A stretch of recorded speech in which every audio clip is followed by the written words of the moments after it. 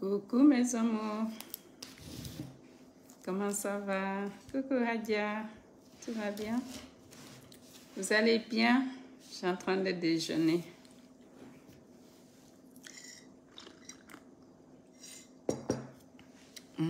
Ça fait du bien. Comment ça va mes amours? Vous allez bien? Je suis de retour. Santé, beauté et de retour. Comment ça va? Bonne rentrée des classes à vos loulous.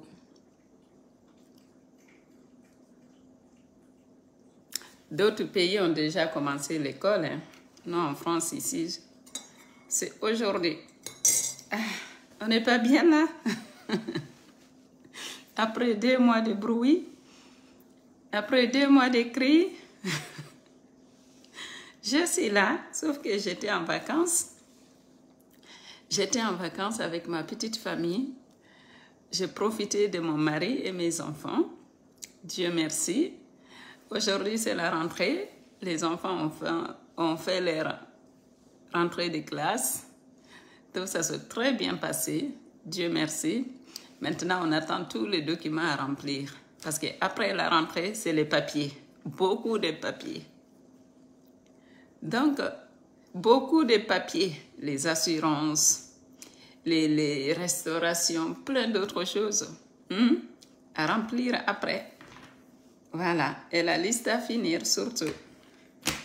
Et après, c'est parti. Le sport, plein d'autres choses. Après, c'est parti. Comment allez-vous? Vous allez bien? Je suis en train de déjeuner. Je suis en train de prendre mon lait. Voilà. Et ça fait du bien. C'est pas facile. Hein? C'est pas facile d'être maman. C'est pas facile d'avoir des enfants en bas âge. C'est pas, surtout ceux qui ont des jumeaux. Et ceux qui ont des triplés. Ceux qui ont des enfants qui ont presque le même âge. Ils en ont 2 ou 3 à la maison. Mais vous avez du courage. Vous avez du courage. En fait, moi, quand j'ai eu mon grand-fils, je pensais que de faire la différence, on va dire 5 ans, 7 ans, c'était mieux que de faire la différence entre 1 an ou 2 ans, quoi.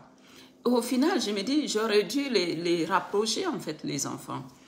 Parce que je me dis, même malgré qu'ils ont des différences d'âge, 7 ans d'écart, c'est pas mieux. Hein. Franchement, c'est pas mieux. Donc, vraiment, je me dis, ceux qui ont des enfants, vous avez du courage. Vous avez du courage. Vraiment, c'est ceux qui ont des enfants tout petits, là, qu'on a 2, 3 à la maison, surtout pendant les vacances. Et surtout, moi, je dis, les femmes les plus courageuses, c'est ceux qui ont 2, 3 enfants, 4 enfants et qui vivent dans un appartement. Dans un appartement. Parce que les enfants dans un appartement sont plus speed que dans une maison. Dans une maison, tu as le jardin. Les enfants peuvent sortir jouer dehors. Et ils ont la place, en fait. Si ils n'en peuvent plus dans la maison, il y a le jardin. Alors que dans un appartement, c'est toujours dans la maison. Même dans les balcons, c'est difficile de les laisser jouer tout seul là-bas. Donc, je me dis vraiment, les mamans qui vivent dans des appartements, ce sont les mamans les plus courageuses.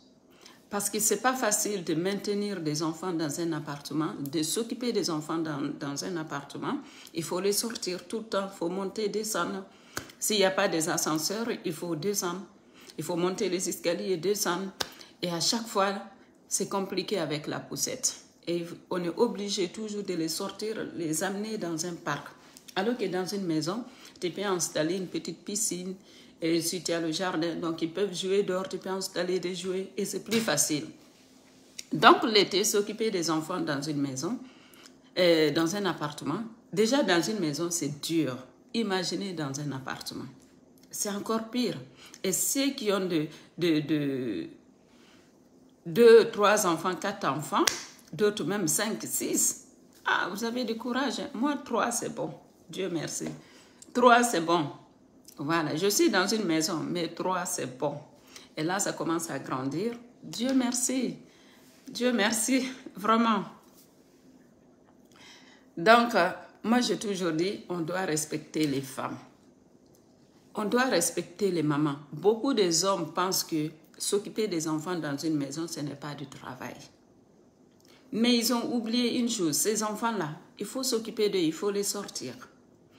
Il faut les laver, il faut les habiller, il faut les nourrir, il faut faire le ménage, il faut s'occuper du linge, il faut repasser, il faut faire à manger, il faut faire beaucoup de choses. Il faut supporter les cris matin, midi et soir. Il y a des mamans même, ils préfèrent aller travailler que de rester à la maison, s'occuper des enfants. Et certains maris pensent que le travail d'une femme, c'est d'aller travailler dehors, non pas de s'occuper de sa famille et la maison. C'est quand tu les laisses pendant une journée ou 2 jours, même 3 jours, tu les laisses avec les enfants, c'est là qu'ils vont devenir fous. Ils vont dire, mais c'est pas possible, mais c'est dur. Mais c'est dur de s'occuper des enfants. Attendez, je bloque ceux qui viennent faire la publicité ici. Ils viennent faire leur pub d'arnaque là.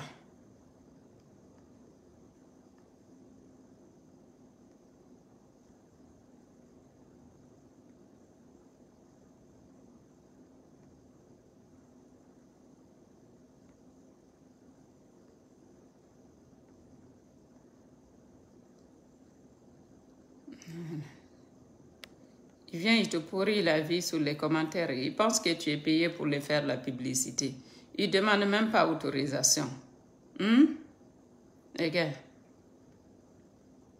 ils viennent comme des... Ils sont là comme des fourmis. Ce sont des fourmis même.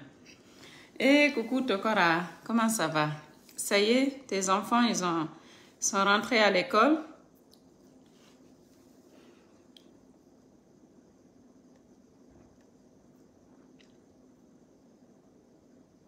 Je vais supprimer leur publicité à la con là. Voilà. Comment ça va? Vous allez bien? Je suis en train de déjeuner. Je bois du lait.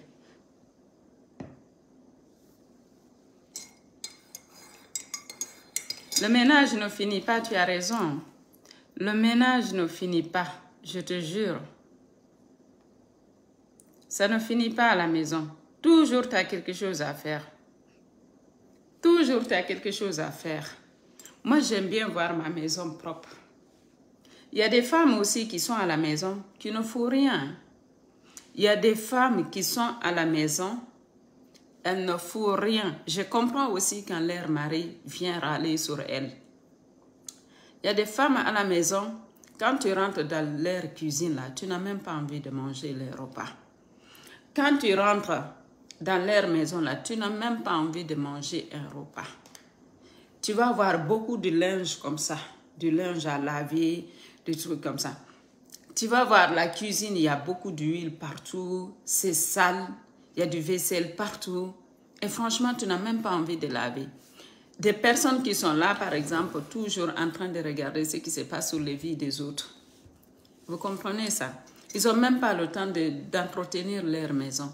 On dit une maison propre, esprit tranquille. Si vous voulez être tranquille dans vos têtes, nettoyez vos foyers, nettoyez vos maisons. Quand tu as une maison propre, dans ta tête aussi, dans ton cœur, tu vas retrouver la paix. Tu vas retrouver la paix avec toi-même parce que tu vas te sentir bien. Et quand tu ne te sens pas bien dans ta maison, tu ne peux pas te sentir bien dans la tête. Tu ne peux pas te sentir bien dans la tête. Quand ta maison est sale, tu ne peux pas te sentir bien dans la tête. Pour se sentir bien, il faut que le lieu où tu vis soit propre. Et quand c'est propre, là, tu vas te sentir bien. Je sais que ce n'est pas facile, surtout quand on a des enfants. Faire le ménage, faire tout cela. Parce que même si tu fais le ménage, les enfants, ils vont salir la maison. Donc, on dit, même si c'est des jouets partout, c'est pas grave. Partout où il y a des jouets, c'est la vie. Voilà. Il y a une vie dans cette maison. Partout où il y a des bazars de jeux, des enfants un peu partout. Voilà, ça veut dire la vie existe dans cette maison. Donc, souvent, les jeux des enfants, on ne peut pas toujours ranger. Mais les poussières, il faut savoir passer l'aspirateur, nettoyer un peu partout, être propre quand même.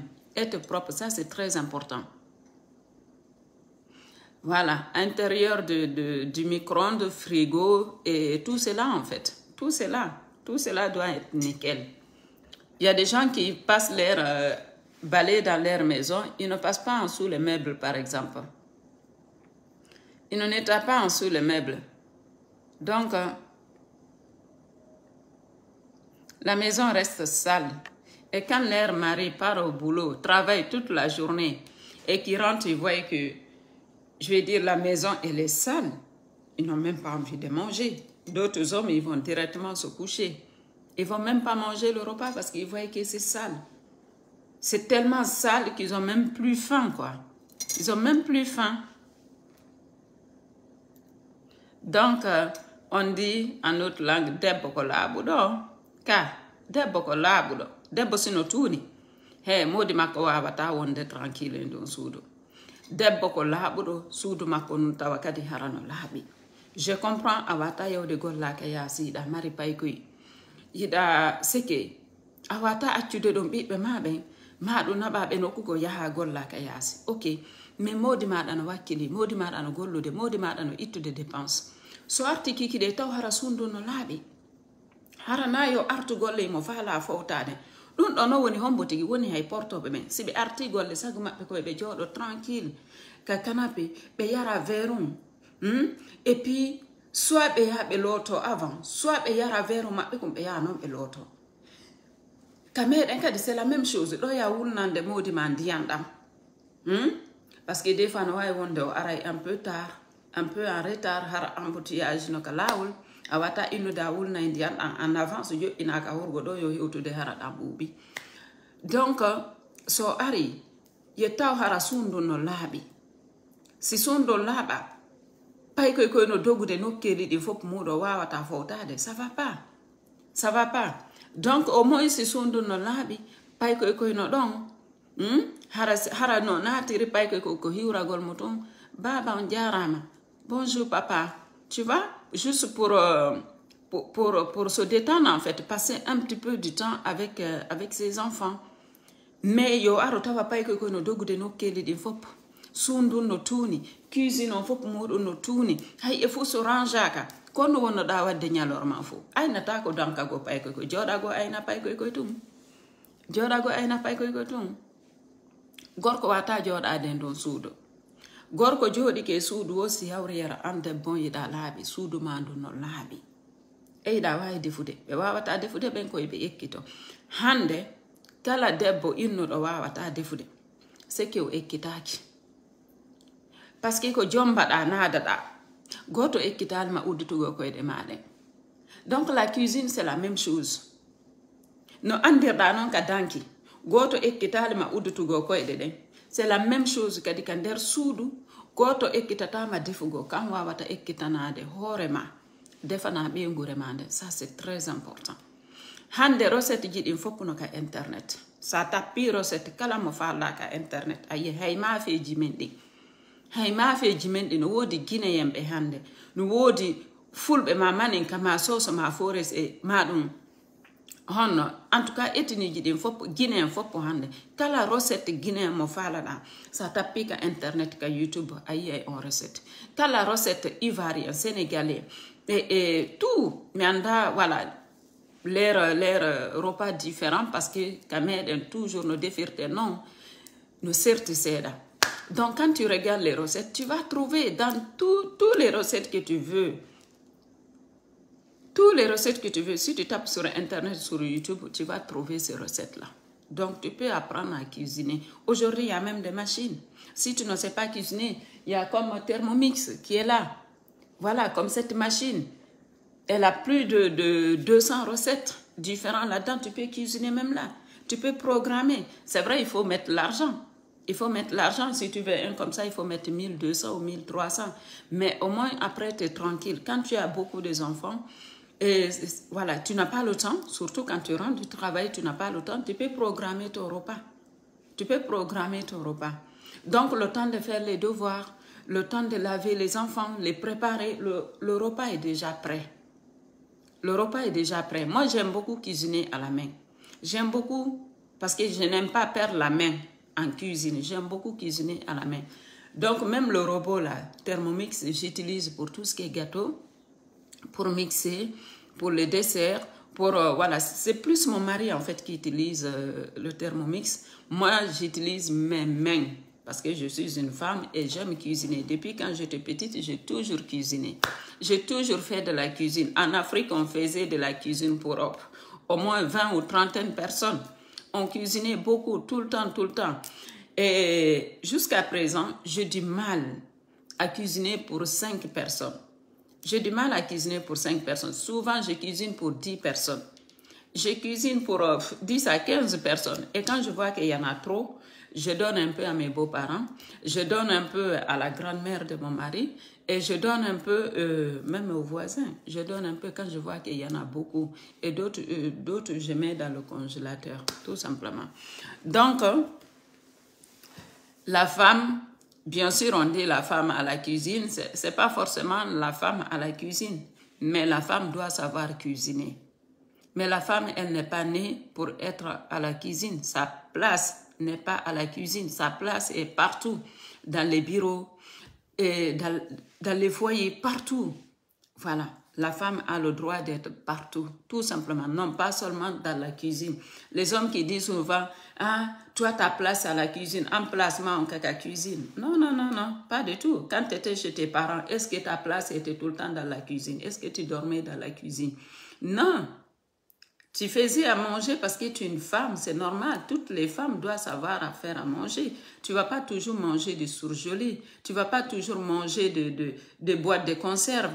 Il faut savoir cuisiner du frais, des fruits et légumes. Il faut savoir cuisiner pour sa petite famille. C'est très important parce que la santé de ta famille dépendra de toi, toi la femme.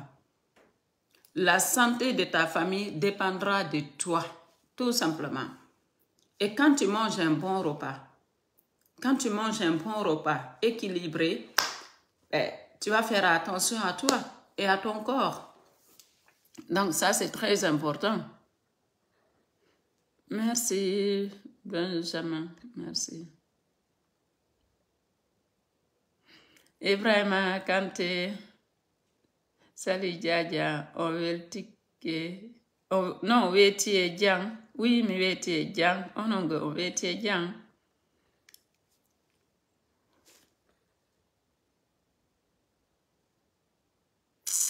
Pour devenir riche en 3 jours, toi-même tu es pauvre. Tu vas faire quelle publicité? Toi-même tu es pauvre. Toi qui fais cette publicité-là pour devenir riche, toi-même tu es pauvre. Qui te va donner la richesse? Hein? Non, la place de ta maman, c'est dans ton lit, Benjamin. La place de ta maman, c'est dans ton propre lit. Voilà. OK? Je te dis. C'est ton lit, là, c'est la place de ta maman. Ta maman, là, sa place, c'est dans ton lit. Quand tu vas mettre ta maman dans ton lit, là, peut-être tu pourras me le mettre, mais jamais de la vie. Voilà. Tu me respectes, tu restes dans le live, sinon je te bloque. OK? Ici, on ne manque pas les femmes, on ne manque pas de respect aux femmes. Ici, on respecte les femmes. On respecte les femmes. Ici, c'est obligé. Ici, on respecte les femmes. Voilà, ça c'est mes combats sur les réseaux sociaux. Que les femmes soient respectées dans leur foyer. OK? Si tu vois un homme manque de respect à une femme, à une autre femme, c'est que c'est un homme qui est capable de manquer de respect à sa propre maman. C'est que c'est un homme qui n'a pas de respect pour sa propre maman. Quand tu as du respect pour ta propre maman, tu vas respecter les mamans des autres. Quand tu as du respect pour tes propres sœurs, tu vas respecter les sœurs des autres. Les sœurs des autres. Je vais revenir en pleurs. Il y a un sujet. Nous avons nos sujets, mais il faut aller au today. Nos sujets. C'est en parlant de ça que je me rappelle du sujet. Quand il n'était de quoi il s'appelle la marana, la Guinée. Kaka kumpital mindare information. Dit au piado par sa belle famille. Oh, dit au piado. Ma belle famille, mon pi. Hé, Allah. Allah Akbar. mi anda onon kadi rewɓe ɓen siko sonja yiɗo ɗon ka foyeji mon maɗo si hawri hara mawɓe mon ɓe huɗu non fi on luttu sonjago ha hande no woodi neniraɓe babiraɓe mawɓe ɓe yurmetake ɓiɓɓe maɓɓe ɓen ɓe yurmetake no woodi esiraɓe ɓe yiɗa sukaɓe maɓɓe ɓen no woodi jajiraɓe ɓe yiɗa miññiraɓe maɓɓe ɓen no woodi kotiraɓe ɓe yiɗa seke miññiraɓe maɓɓe ɓen no woodi bappiraɓe ɓe yiɗa yimɓe maɓɓe ɓen tout simplement fi Aissatu ko Aissatu Lamarana mi sikki jon innete kaka kumpital mi yi on video ko honno wawoto nene ɓiɓɓe mi andas ko jowo ka jeɗɗo on debbo ɗon ko honno wawoton onon bel famille makko ko honno wawoton moɓodirde piyon on debbo ɗon lanson mo kaaƴe yeeso ɓiɓɓe makko ɓen Allah huɗino famille mon on kon huɗaɓe Allah ittino barki e moɗon onon on bel famille ɗon Allah bonnino fi moɗon on hulata on hersata kon famille maudite kon famille maudite famille mo Allah huɗi ko honno wawoton diwdude Aissatu piyon mo yeeso ɓiɓɓe makko ɓen nene moɗon jooɗo inna esira makko debbo ɓeengu ɓiɗɗo makko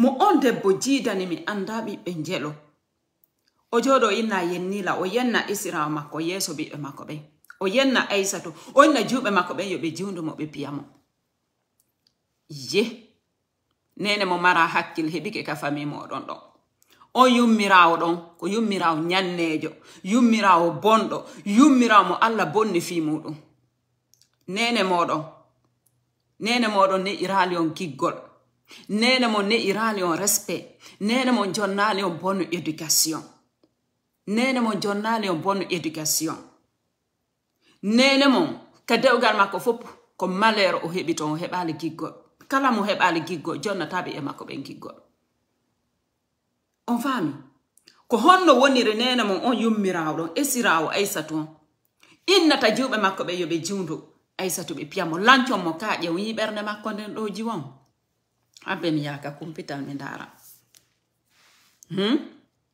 parce que si mi hollal no gasa jiwon yimɓe ɓen famata moƴƴa ɓay mi yi on video ni min nono faut que mi waɗa goɗɗum e hoore faut que mi waɗa video e hoore ɗum ɗo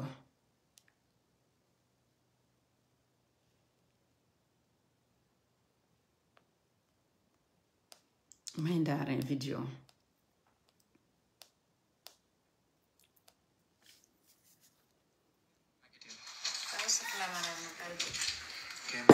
Pitike haray hidon pia na nasa kono woniri kono woniri abela nan kupla jento den do fi Allah ene laado ya e pay koy makko tatu kambe esirayo makko do woni ko feddi ko woni taw pia on den hakkude men ngal don ko esirabe am tay pay ngal ko musifade fi kesi katela ni ndar on to mamede wankine ta ni jiwo jente moƴƴa o histoire o ndaare debbo no barmi nokkeli ɗi fof ko gite makko ɗen ɓe fanno arachude ndaron kadi ɓernde makko nden leyɗo gite makko ɗen ɓe fanno arachude ittude yaa e fayɓe makko tato e esirawo makko debbo on jiwndimo waɗimo ɗum ɗo wo ce n'est pas la première fois ce n'est pas la deuxième fois famille mo hulata Allah mo hersata famille ñannejo laaɓuɗo famille wonɗo capable ñaamugo tew être humain ɓe hulata ɓe hersata ndaare ko ɓe waɗi Aissatu ko Aissatu Lamarana Balde wo labe miɗo faala yewtudude o debbo miɗo so yii si elle arrive à voir mon message elle n'a qu'à me contacter do faala yewtudude o debbo on faami parce que o famille ko waɗi in doit ka jooɗaade fanke ni nanin tu ndaare ko ɓe waɗi debbo on ko yaa e fayɓe makko gorko déjà nafa o hande nafa o jango itata dépense wala wallitade de bon wala wallitade ɓiɓɓe ɓen tawa kadi hara ko yaha e fayɓe makko jooɗoto jiwda mo piya mo waɗa mo ɗi piiji ɗo famille mo hulata Allah mo hersata mo hulata Allah hersata modi makko kadi jooɗo salo condamné. Je demande au gouvernement guinéen, je demande à la justice guinéenne de condamner cette famille.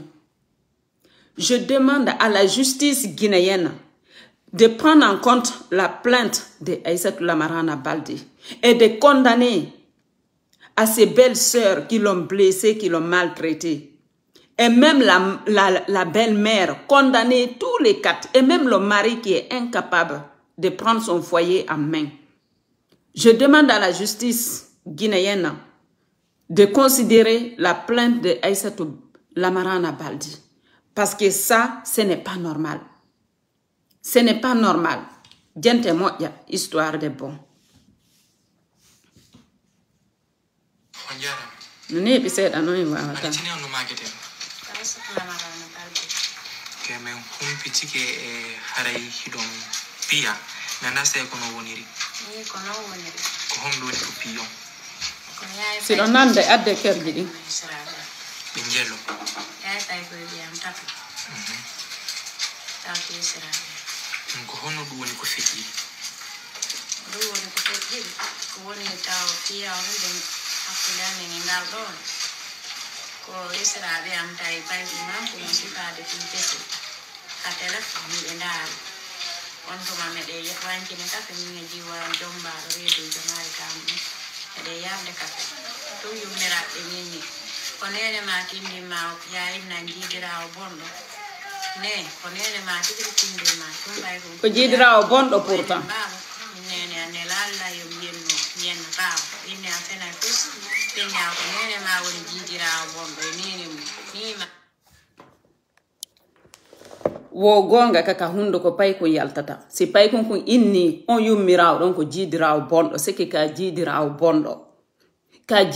bondo mi sante bote mi wowli immini ɓiɓɓe maɓe yo ɓe ara ɓe piyalam ka jiidirawo bonɗo an on esirawo wo gonga kaka hunduko pay kun yaltata ko ɗum ɓe innata portoɓe ɓe la vérité sort de la bouche des enfants gonga kaka hunduko pay kun yaltata si pay kun inni ka jiidirawo bonɗo approvanimo ka jiidirawo bonɗo sino a nelatano ɓe buuɗa ɓen ye aru piya esirawo ma on pay kun hari yi ko wonno arde kon pay kun hari kun yi ko wonno arde kon ko do wadi o inni ka jidirawo bondo hari o jangino ka gitema e ka tindema ka jidirawo bondo buruma kadi ala e nder Afrique fop immi ko buuda kon be arabe atakala ni nene ma ni ma tum yalti asudu ni e ko hondu wadi jeema ni ko nem baba tini wo tindi ni la yo ni non jidirawo bondo ni e nene on toni la ni tindi papa ko yeno ni yo bidde mo be ko fi lando ha hande pay ko yam ko ukitake hawre men ni non toni ri lan fi yalla ni la tum on sai joma ti garo do mo wiete do mari mo bari o ni wuri kama ko do to ni mo doga wari o nangi pay ko ngam ko dande o de ni ko fiiro ndu nene ma tindi tamaya yendu nene ni ko nene ma yida ni ni nene ma ni nene ma inni e bari inni sa yenni la ma um yotto yenna min dum kono ma be yande wata yenni o inni o yenni o te passon sa yenni kadi mi yotti ko yenni la mabbe ko on sa den nyande o yimbe be ni hakkude yalla laati be fusudu man naati ni mi sifani sette ko ni sifani ba si don nande de kerji di modi mabbe tigiri ben don feddi ni kontu ma ben don inni o kambe o dum haaju mabbe alaayi e haaju mabbe alaayi dum ko min modi am yidano me subondiro kambe be tawano kambe tawta minni minni gasi ko dum do waawdo la njaabade minni son jodi ke do ha hoore yani bana dum jaaboy to do lan sari on sunan yalti yaka taybe noddi be jiwbe mabbe be ni do wala yenni be o yano tigga sire ya wete do umwawa malabe jonno tigga do sangare be ari jema mi anda mi suba kamila yawde ka golleya mi acciri pay ko yanko yo sagginam men don kafe mi yalti tum mi tawi goɗɗo no salligade me bay tawi no waɗi ni min ni pay ko noy jalla wiya ko feccirawa on tawi jaha ko jiwo maɓɓe on sa yonni ko honɗum hiwrotala ni ma ni nene ma yo ɓi ni yeni ko honɗum hiwrotoɗala min ni mala min ni ta yenna o wi ko ɗum mi wi ni ma ni nene ma ni o yenniti kadi min ni gasi min ni ɓayla yawde ka golle am min mi jabota ko min natama hunde wona ɓe hakkude men ɓen to gento tonta kora ka golle am mi ari ha mi hewti ka galle ka bappo maɓɓe mi naati mi landisi ɓe dikki ɓe ni ɓe jam on say min ni o yi hande kadi male mi irila ni min ni mi yetike o yo heju hakkude amen min ni ono ngo ganda on tawaka min ni o songeri ha hoore yaniɗo aray ko ono waɗi ɓay ko ono woni mawɓe ɓen on tawaka ɗo ko noon tawoyde ko sari on say mi jawdi mi ari hankatande ka maɓɓe mi tawi on male ɗon piwɗo lango e ummu e bari e esiraɓe an e sina maɓɓe e jum maɓɓen ɗon mi feƴƴi tum miɗo wakki sakangol lan jogi musum gore lan sodi mafiji komin defata ko tum ɓe bugi kaaƴe ɓe bugi vur mi dogi mi natoy ka suudu am on say ɓe dare ɗo ɓernde makko nden ɗo dare ɗo kaaƴe ɗen goɗɗum ɗum wonno futtute dogugollam mi ari hankadan bugallam nden ɗo ŋayri ari tappimi ka ɓerdeyam ɗo ndeya ka reedu ɗon on say mi yalti jiwgam tum jogi ari nangi mi wi nene ari gawata ɓe waro ka o nangata mi ɗon tawi ɓe tato noon ɓe fottiti ka hakkude ɓe signiran ɓe luppilan ɗon ɓe luppilan ha o yaari nangi yeeso ngon tawi mo faala jammude langita ɗen debbo go ari nangi mo juɗɗen ni kono o wippiti o acciti mo tun kadi wari ɓe cincimmi ɗon ha mi yani on sa mi faɗɗa tawi hakkilanki boni jiwnga reedu ko ngari waali e hooreyam woni acce o wari nene an debbo kawtal jamen no ɗon no inne tendañara on kadi ari ɓe fof ɓe waali e hooreyam ɓe luppiɓe ɗon ha on saadi jiwogo innete ɗon mariama bari o dogi o ƴettoye undugal wari o wi o lanna e fiyan on ɗon on saati sira debbo go sina on debbo waali ɗo e hooreyam ɗon ari jaɓi undugal ngal bugi to on tuma ɓe daasimi ɓe addi ka maɓɓe ley ton kadi fayentin ɓe cinjimmi ɗon kadi han on saadi on yimɓe ɓen ari waali e hooreyam fayentin kadi ɓe waali ɗon han on sayi ɓe acci ɓe kala ɓe nangi ɓe naati ka suudu on sayi tawi mi hetti hakkiɓe ƴettimi ɓe nawde ka suudu am dow ɗon on tuma mi ɗaɓɓiti coyto e min mi mahi are mahi mi jetti pay ko yanko min ardi ka saria min mi holliri ɓe ni mi ñagan hawri ceerno tawi o hewti on sayi ɓe landilan ko honno ngo biiro mi explicani ɓe tawi esiraɓe an ardo ɗum ɗon ɓe yehi ɓe yetike bappo pay koye maɓɓe wo ko fi suddare ko adda bimbi julde ko jiwɓe an ɓe naɓi ko wo kamɓe ko moni ɗum ɓe woni wo kamɓe mi jonnali ɓe suddare wono deññande o ko homɓe naɓuno ko naɓtani deññande on koko min hewti ka saria on saati nden ɓe inni o koto ɓe waɗi ɗuma on ɓe jonni men ɓe inni men yaade e mum ɓe signoya ton après min yiltintina e moodi mon ɗiɗo wondi fewga san fewndi ɗo moodi am min wonda hay téléphone o noddatala ano yugo soyi la jombi 99 min jombindiri mi jogita nane ko ɗum ɗo ɓe innata modi yugos de dormeur dans salon ɗanotoɓe e nder kureji o heɓi ni o debbo mi anda ɓiɓɓe jelo jenta histoire on ha o lanna o dankotako o debbo o dankotako ɓiɓɓe makko ɓen faccere gorko on esirawo ɗon nde yummirare ɗo bu'i dankotako hay ɓeygu mum dankotako hay ɓiɓɓe mum tawa hara belle famille mum kadi joɗoto maltraita o jiwo ɗo ni waɗiramo ɗo ni ɓe hulata Allah ɓe hersata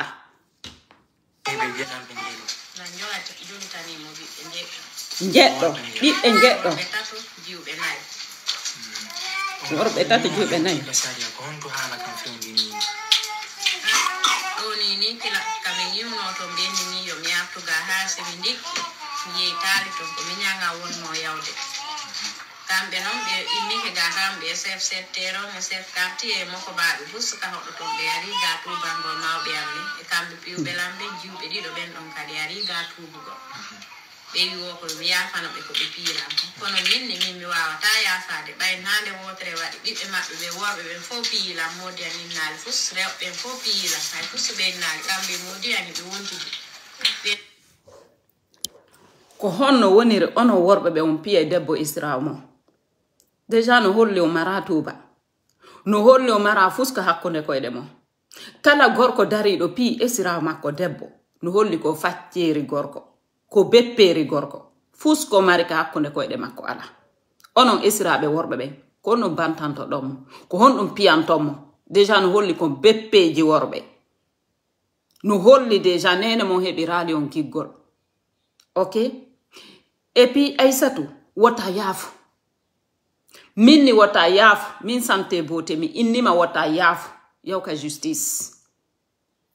justice a faami wota yaafo few kala jooɗiɗo laggine wawɗo accompagnude o debbo ɗo ye accompagnement woto yaafo naɓuɓe ɓe foppu maɓɓe ka sariya aron piyon mo faale ɗon mo warde aron kadi innon pardon mi piima miɗo falnoma warde joni yaafolam pourquoi wona c'est pas la première fois c'est pas la deuxième fois iɗo wowi jiwndugol mo iɗo wowi mo piide so wona worɓe ɓe jaka ko rewɓe ɓen arata piya mo maltraita mo et puis kottirawo mon on ka miññirawo mon ko beppere gorko o heɓinimo ɓiɓɓe jeɗɗo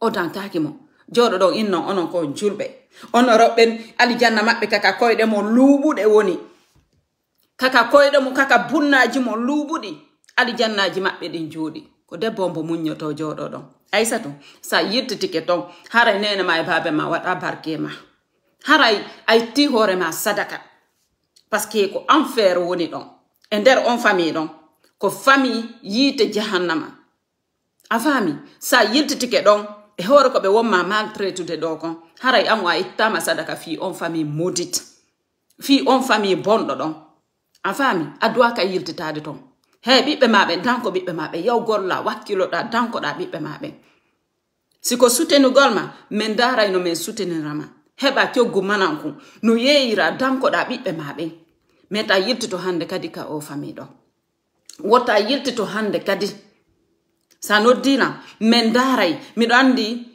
rewɓe kelluɓe yurmeteɓe wawete sutenude mi anda si kumpital waɗi maɗum si ɓe waɗali si ɓe waɗali haray kamɓe yo ɓe waɗu sino min mi waɗay min darto min sutenama fiya heɓu coggu mananku yaha yeeya dankoɗa ɓiɓɓe maɓe hande kadi ta yirtito e o famille maudite hande kadi sino ɓe warete ɓeytete wonkinki tout simplement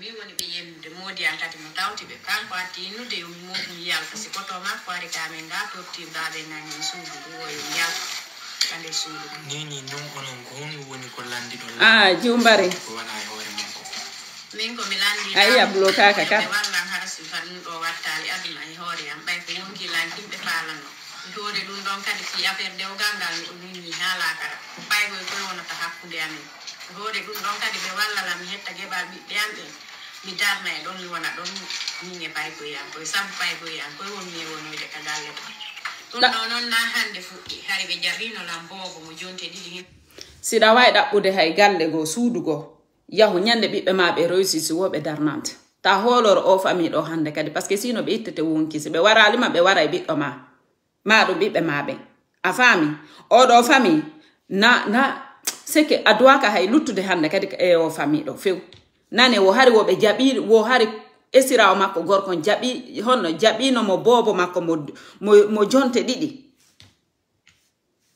ko andoto o famille ɗo ɗum kadi ko koto moodiyam ari e moodiyam ɓe jaɓiti boobo moko baɓɓe nga fo inni wota mi seytinta mi wi hay fu si tawi ko moko baɓe woni compayaɓe naɓa yo boobo ɓe miijo ɗum tun ɓenna yo ɓe yiltintimo laatiɓe jonni ɓe addali o boobo woni ɗo han futuro juula boobo ngarali woni ɗo han subaka boobo ngarali ɓengu ɓenga mawɗo ɓe hoɗiɗa ɓen noon kadi ko compaya to mi wi jombaga on sati ɓen dayi subaka yahani boobo misraɓe an inni boobo on hettotako ɓenni ɓe hetti ko ɓe jeeyi boobo on hettotako on sa yahi pay koye an on ɗo wiyeteɗo mbari jaɓi boobo on mbambi yiiko makko ɓe ari daga bappa paygoye maɓɓe ko to yeeyata no inni Ibrahima Sori ɓen ɗon yiwi ko maaki tum ɓe ari jawoyaga ɓe nangi ɓe ɓenni yo ɓe jonnituɓe boobo ɓe wi o hay siko honto yahite ɓe jonnitota boobo on tuma ɓe noddi ga téléphone ɓe wolani balde ngam ɓenni a ɓe de ɓe jaɓali jonnitude boobo on sati mi wulli minne a min mi yehi hanko mi maayoyo ɓe wata wonde boobo mo jonte ɗiɗi jaɓe e jungo am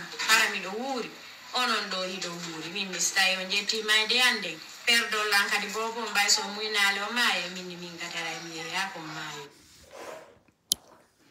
no holli déjà on hulata on hersata on suma tawɗeɗotako ko bareji laaɓuɗi on faami onon on famille makko minni boobo mo jonte ɗiɗi sendonmo e nene makko bobo wondo muynude o miijitaki hay portoɓe men ɗo luwa ɓe wawata sendude bobon ko e nene makko si hawri hara bobon wona danger de mort o debbo ɗo bo makko hari o wona danger de mort imo yiɗi bo makko imo dankade bo makko utilisons kum bobon peno ɗon fi waɗugol mo ko boni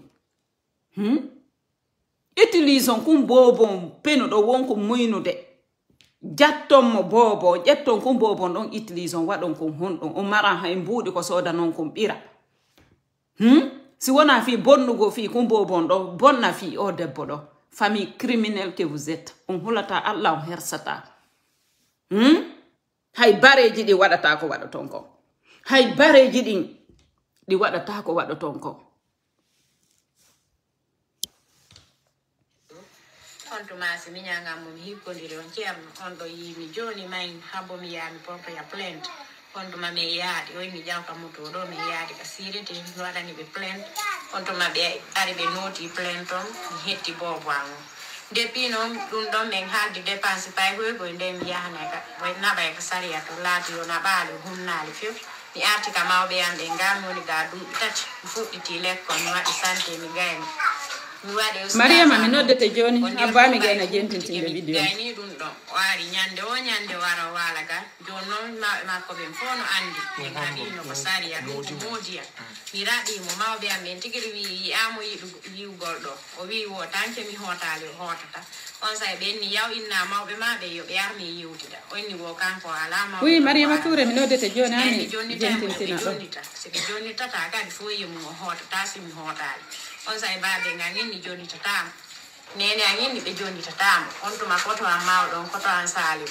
min yewti ɗon ha télé may 0 heure koto a nginni mi immo mi hoota mi jokkumo yo mi yiyaw kanko o jonnitimu kono sifa ko woni wadde hakkude amen ɗo wata wattu woni hakkude makko e adatengal makko afede ngal ɗum ɗo wattata hande kadi hakkude amen min mi hooti yinge pay ko yandiɗo koye ata wallahi algasimo yo marama hutede mo mi bambunoɓe jaɓi mo 2 semaines ɓay min yewtoyi to on malaɗo janjo ɗon ari yenni mi nene baba ala ko wiya allah tawi mo yehi golle an to mami noddimo téléphone ka garage to mo inni wota mi jaabu hay fosi yomi jokku ha jansi ɓe ari hamɓe tawilanga nder suudan ɓe piyilanga e goto e maɓɓe tami jaabu en darmo kanko min ni aw mi waɗi ɗum ɓe yenni ala ko ɓe wiyali ɗen ɗon balɗe fayda junte ɗiɗi ñande wo ñande ɓe ara ɓe yennalan ɗon ala ko ɓe wiyata mi fanta ɓude aw woniri noon koto modiyan kadi tawi o bobo mum mi bambi ɗo imo ñande o fe mbawi muɗi junte ɗiɗi ɓe ari paykungal ngorum kun e ɓiɗɗo maɓɓe on payku ngorum yimɓe fijani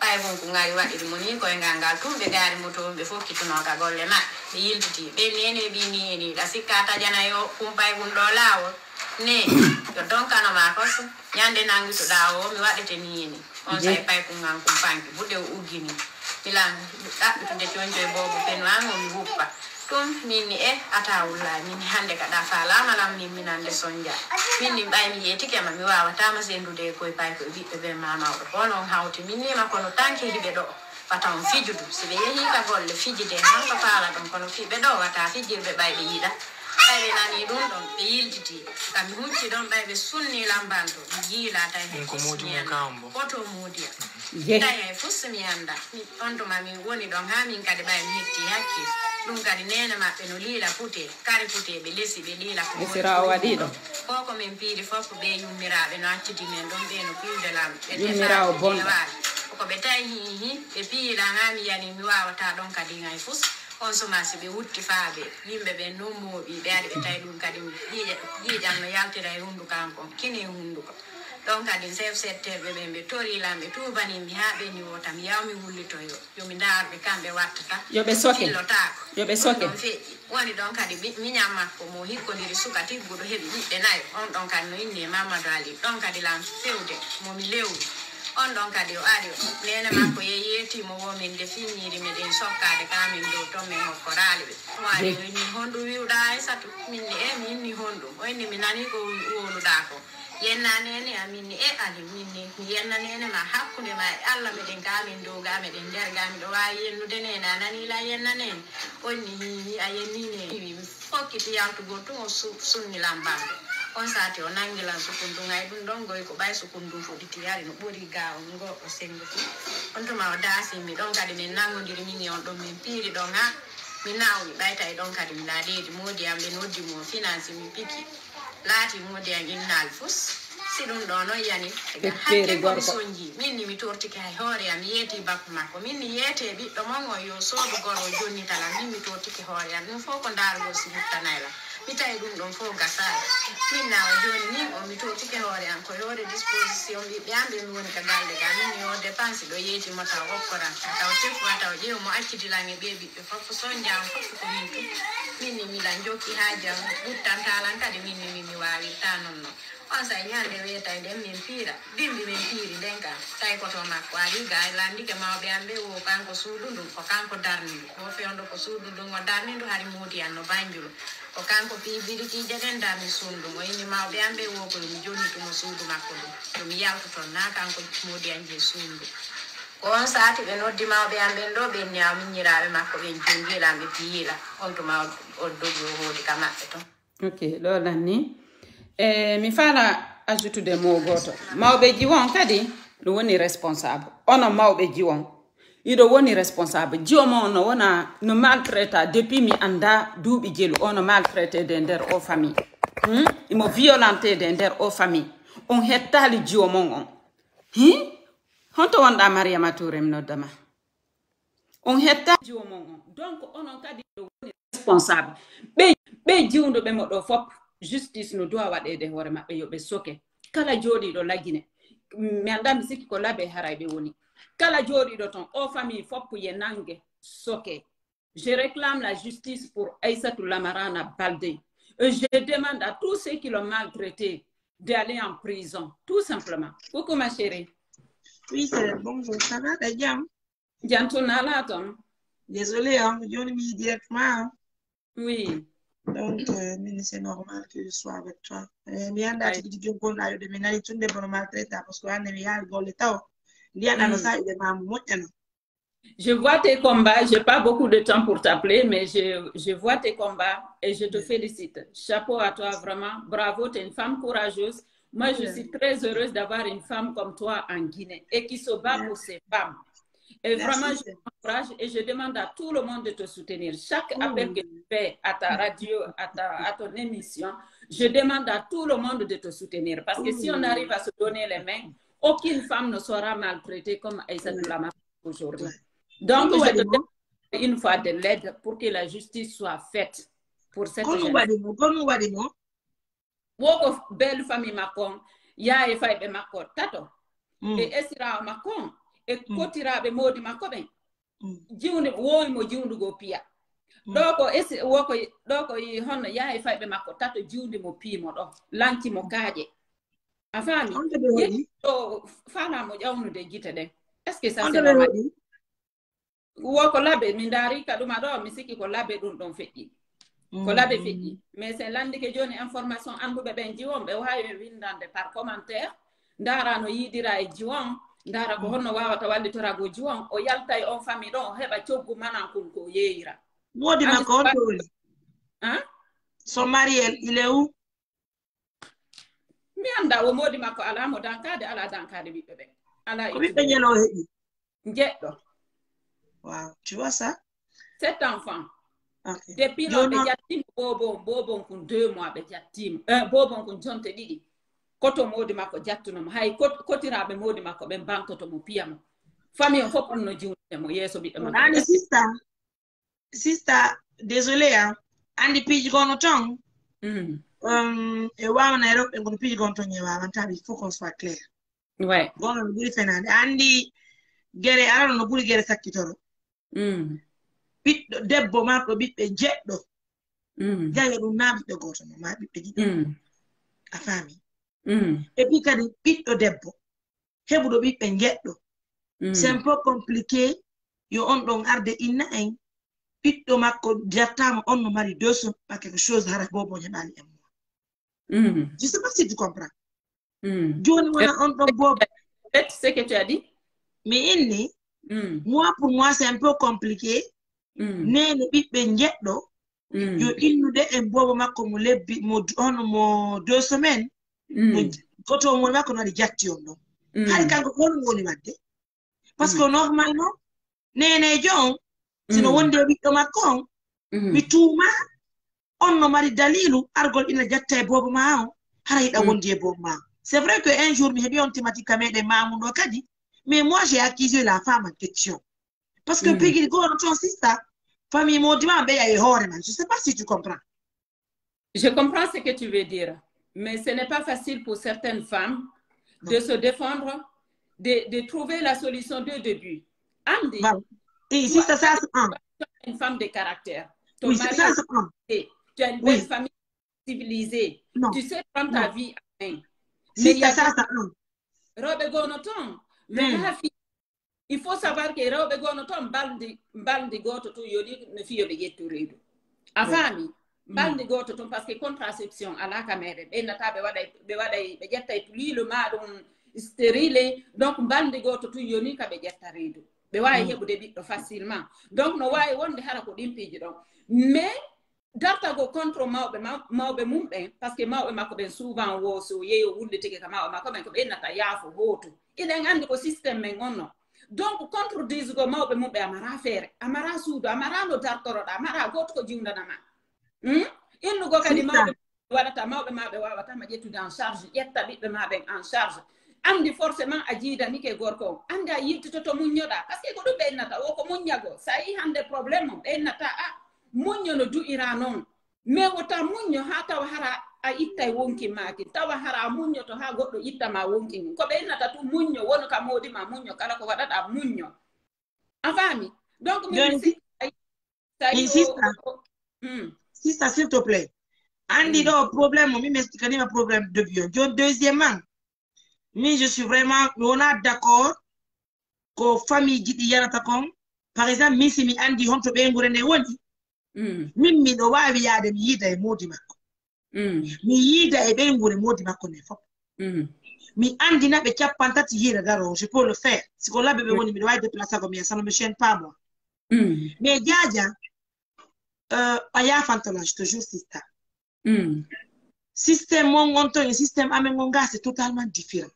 Je sais pas si tu comprends les réalités. Je comprends, je sais, c'est différent. Djadia réalité du monde y est menengado c'est je te donne juste un petit exemple.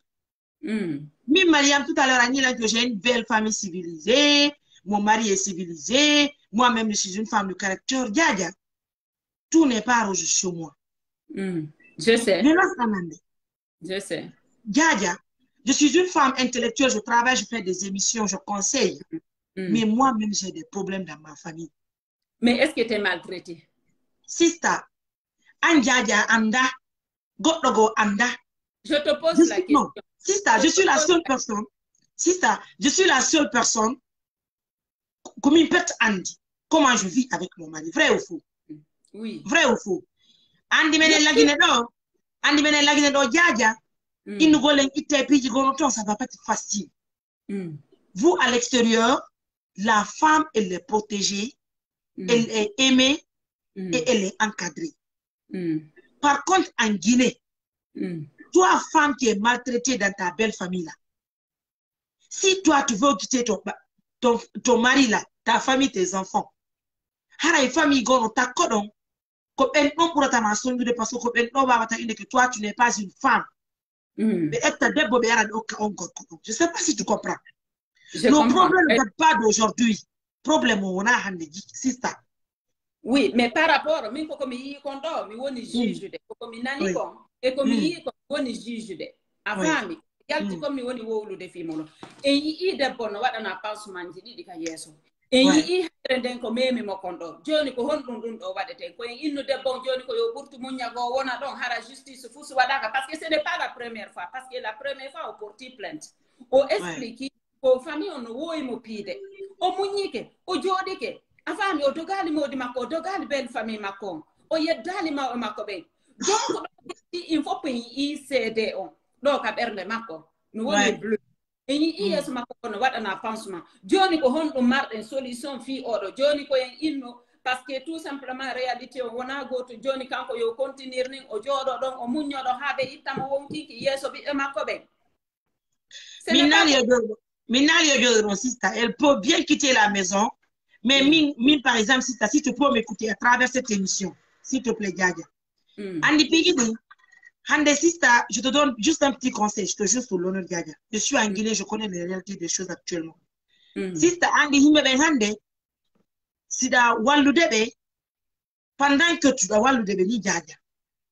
Mais on est facile. Tout ce que tu dis, on trouve bon, hein. Mais si fait un événement, ils vont venir sur toi pour t'accuser, Djadia. Je ne sais pas si tu comprends. Journaliste de parce que non, je donne un exemple. Moi, j'ai fait une émission ici. Une émission de Facebook.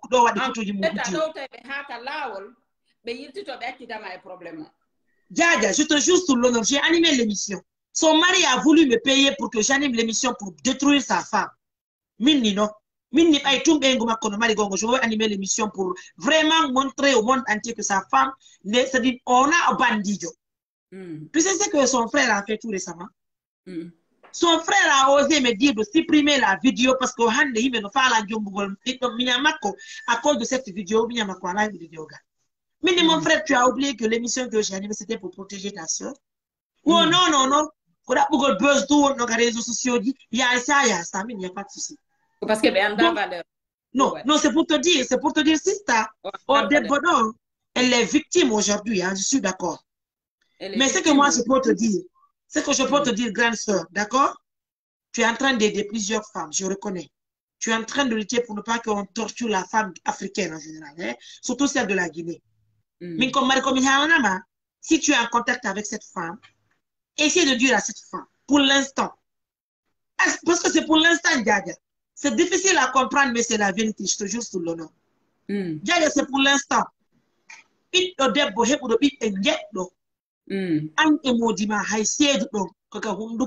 Parce que tout simplement, on y est. C'est que nous sommes en Afrique, Djadia.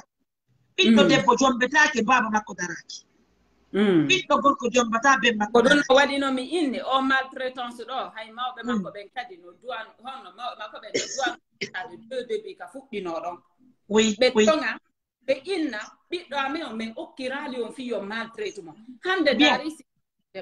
Andi, wona parce que a hebani gorko, woni da doit issu de maltraitance di fop pour ka foyer mada.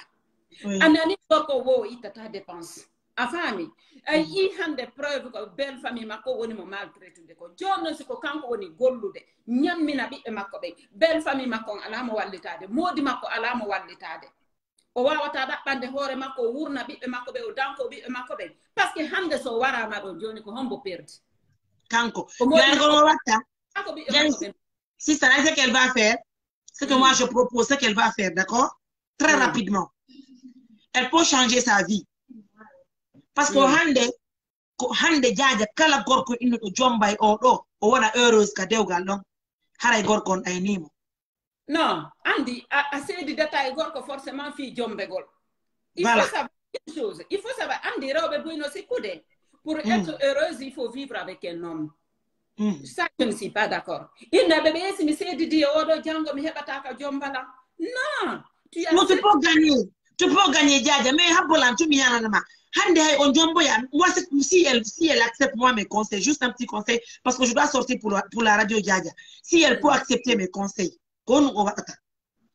Hay so iwita modima ko parce que déjà be do be holli be hidamo karoma. Ça peut arriver. Si c'est digal ali on n'a pas le choix. D'accord? Mais si on iwika modimako, elle n'a qu'à chercher où elle peut rester avec ses enfants. Mais c'est ce que j'ai dit. Parce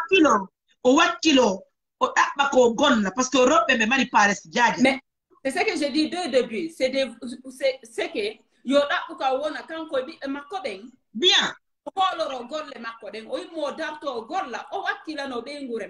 C'est ça une femme. Mariam, je vais te dire quelque chose. Je vais te dire quelque chose. Si ka debbo lido, ida gollude, ida hebde salaire ma on. Aron kata hebde gorko ko hono mo wonda e mo.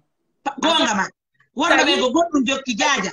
Buino maltraitude robe mabbe ko parce que ko kambe fawtibe. Tu as raison. C'est ce que je voulais te faire comprendre, sister. Quand on me fait la femme, on repère la Guinée, on repère ma parution. Hey, ça y est, on m'a bien dit, on va te faire la Guinée, and they got the boss in mari jaw les reines sur son mari. Mais anani de bonko inni ko modi makko itata dépense koko bero ko wakili wo woni nyamminde be gore makko ne imo wakili imo yawdo yeya jonnon ko mi inni ko darugo no soutenera mo heba cioggu manan ko o burta wakila ko ka woni yeyde don o dabba ka wona o dan ko bibbe makko be innaka ko on gorko do ya jombe dokugo imo way dabbande hoore makko hebana hoore makko wakkilano hoore makko mais modi makko ara tawto yamo ka woni don hara hande kadi naka belle famille makko woni mais modi makko change inna hande Jaja Bolanti sister je te promets une chose d'accord Debodo elle peut récupérer son foyer rien n'est perdu.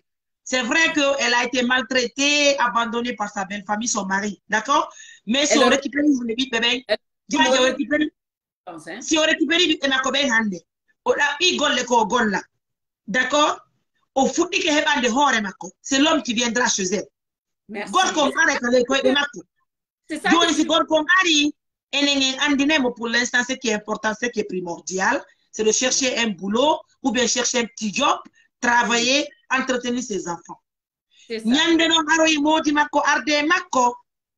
Elle n'a qu'à voir l'avenir de ses enfants pour accepter le papa de ses enfants, Djaja. Pour le moment, la meilleure de c'est de quitter cette famille, aller se battre pour elle et pour ses enfants pour mieux se protéger. C'est ça, Djaja. Il est andi goto kawkata baba ɓiɗɗo mo hay ɓiɗɗo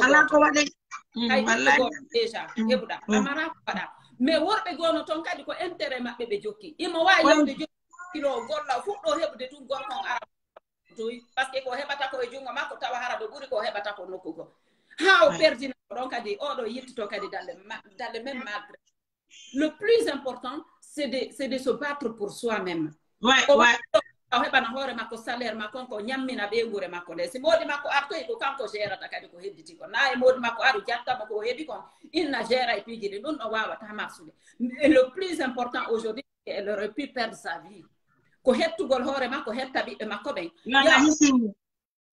sisa yo Allah hissimo yo Allah o feppidu modi makko yo Allah ko goto wadduɓe c'est ce qu'on peut prier au bon Dieu parce que fi hon ɗum ko ɗum noon luttata dewle ɗen fof yiɗen jomba kiɗon jomba to minen kadi meɗen jombaga haɗa vraiment yo Allah fi wota goɗɗo senduɓe ko modi makko duwa heɓude hakkille par ce que ɗo ko hombo woni ennemi couple maɓɓe o a faami ko esira on belle sœur ɓeɓe e beau frère ɓeɓe ko ɓen ɗo woni ennemi ko famille min Afrique ɗo meɗen soñji Jaja kono min wowtino mais wowtino Jaja a ittata dépense miɗo faami mais acca nene gotoɓe ma ɓen nene ma ɓe maltraita ɓeygu ma nene ɓiɓɓe ma ɓen ça je ne suis pas d'accord yo Allah hisingen Jaja yo Allah moƴƴinan men dewle ɗen Afrique ɗo moɗo gorko ça je suis pas d'accord ce genre de hommes là ɓeytata dépense miɗo faami ɓe mara moyen mais jooɗago acca belle famille mum oye maltraite ɓeygu mum anon on ɗo minna ko ɓepperi gorko noon je suis désolé de dire ça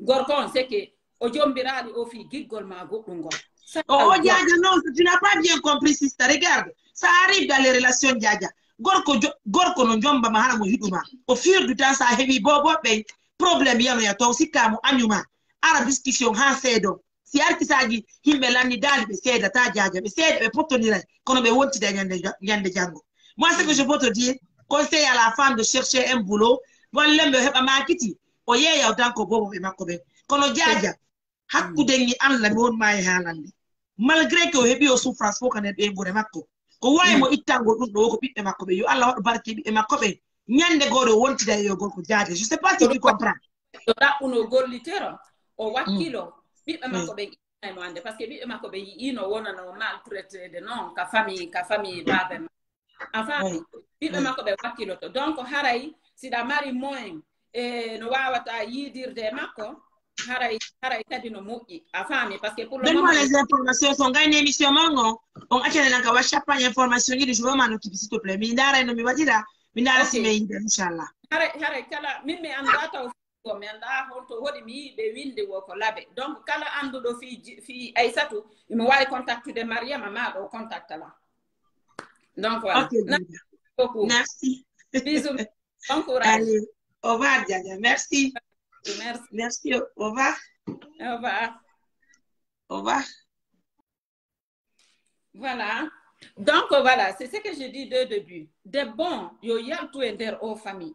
Parce que aux familles d'or, na hulaybe Allah, na hersaybe. Aux familles d'or, ko be wadi ko, na ko mo ijullo wadata ko be wadi ko. Je suis désolée. Donc, famille jiwon, ye bannu tumolo tanke yo heba hore makko logement. Famille jiwon, bannite Aissatou Lamarana Balde, banni tomo e biɓɓe makkoɓe, miɗo andi no satti, ɓiɓɓe jeɗɗo, miɗo andi no satti. Mais ɓannutugol mo, ɓiƴƴo ɗon ɗon, ka wonɗon ɗon, partage on kala ko heɓuɗon, no ɓuri kaw jooɗoto e o famille ɗo haa ɓe itta mo wonki. Onon ɓe rewɓe jooɗi ɓe lagine. Onon ɓe rewɓe ɗaɓɓe haysko 1 million. Haysko yo ñawle yahon gollon. Yahon gollon, miɗo andi no satti. Mais yahe ɗaɓɓanon hoore mon ko heɓon coggu dépense. Imme dartoɗo yahon gollon. So jooɗi ka on inni on habborto belle famille mon. On jooɗoto habboroɗo moodiraɓe mon ɓe. On soñjoto. Miɗo andi leydi Portugal e Afrique wona gotum. Mais rewɓe jelono wakkili hande sa yehi ka saare. A tawa e rewɓe no yeyde. So ndaari rewɓe sosoɓe ɓen ko kamɓe ñamminta ɓe ngure maɓɓe nde. Ko kamɓe ñamminta moodiraɓe maɓɓe ɓen, ñammina ɓiɓɓe maɓɓe ɓen, ñammina belle famille maɓɓe. Ko kamɓe rewɓe sosoɓe ɓen buye maɓɓe no wakkili min naadi fuu. Mais buye maɓɓe no wakkili. Rewɓe fulɓe kadi busno wakkili. Busno wakkili. Imme yahon ɗaɓɓon haysko 1 million heɓuɗon yahe ɗaɓɓon. No miɗo andi rewɓe mi wondrami e Allah. Miɗo andi rewɓe jooɗiɓe États-Unis ko ndiyam ɓe yeeyi ɓe économise haa ɓe heɓi feere mum ɓe ari États-Unis. Miɗo andi rewɓe jooɗiɓe États-Unis e Europe ɗon. Mi wondran e Allah giɗo jooman taguɗolam on. Ko ñiire e maafe ɓe yeeyi haa ɓe heɓi coggu mum ɓe économise ɓe addi hoore maɓɓe leydi Porto. Si ɓe rewɓe ɗo réussisi, pourquoi pas vous? Fii on ɗum onon wawata réussisude. Ko ɗum c'est que a réussisi wosiɗa mari courage. A réussisi wosiɗa mari détermination. A réussisi wo sa jentaki ennemi ɓe. A réussisi wo sa ndaaraali yimɓe ɓen no ɓe ndaarirta ma non. Sa jentaki ko yimɓe ɓe décourage tama ko. A faami? Mo innima a gaynata hollumo a gaynay. Hara na jiidagol tun, debbo na jiidagol tun de. On faami? Allô? Allô? Allô? Réseau ji maɓɓe ne moƴƴa. Debbo, innaka debbo ko heɓira ko fi jiidagol tun. He, wosi gorko piima nde wotere, o piitete laaɓi tati. C'est vrai ɗo wona moodi debbo woni mo maltraitude. Wona moodi debbo woni mo maltraitude. Ko belle famille makko.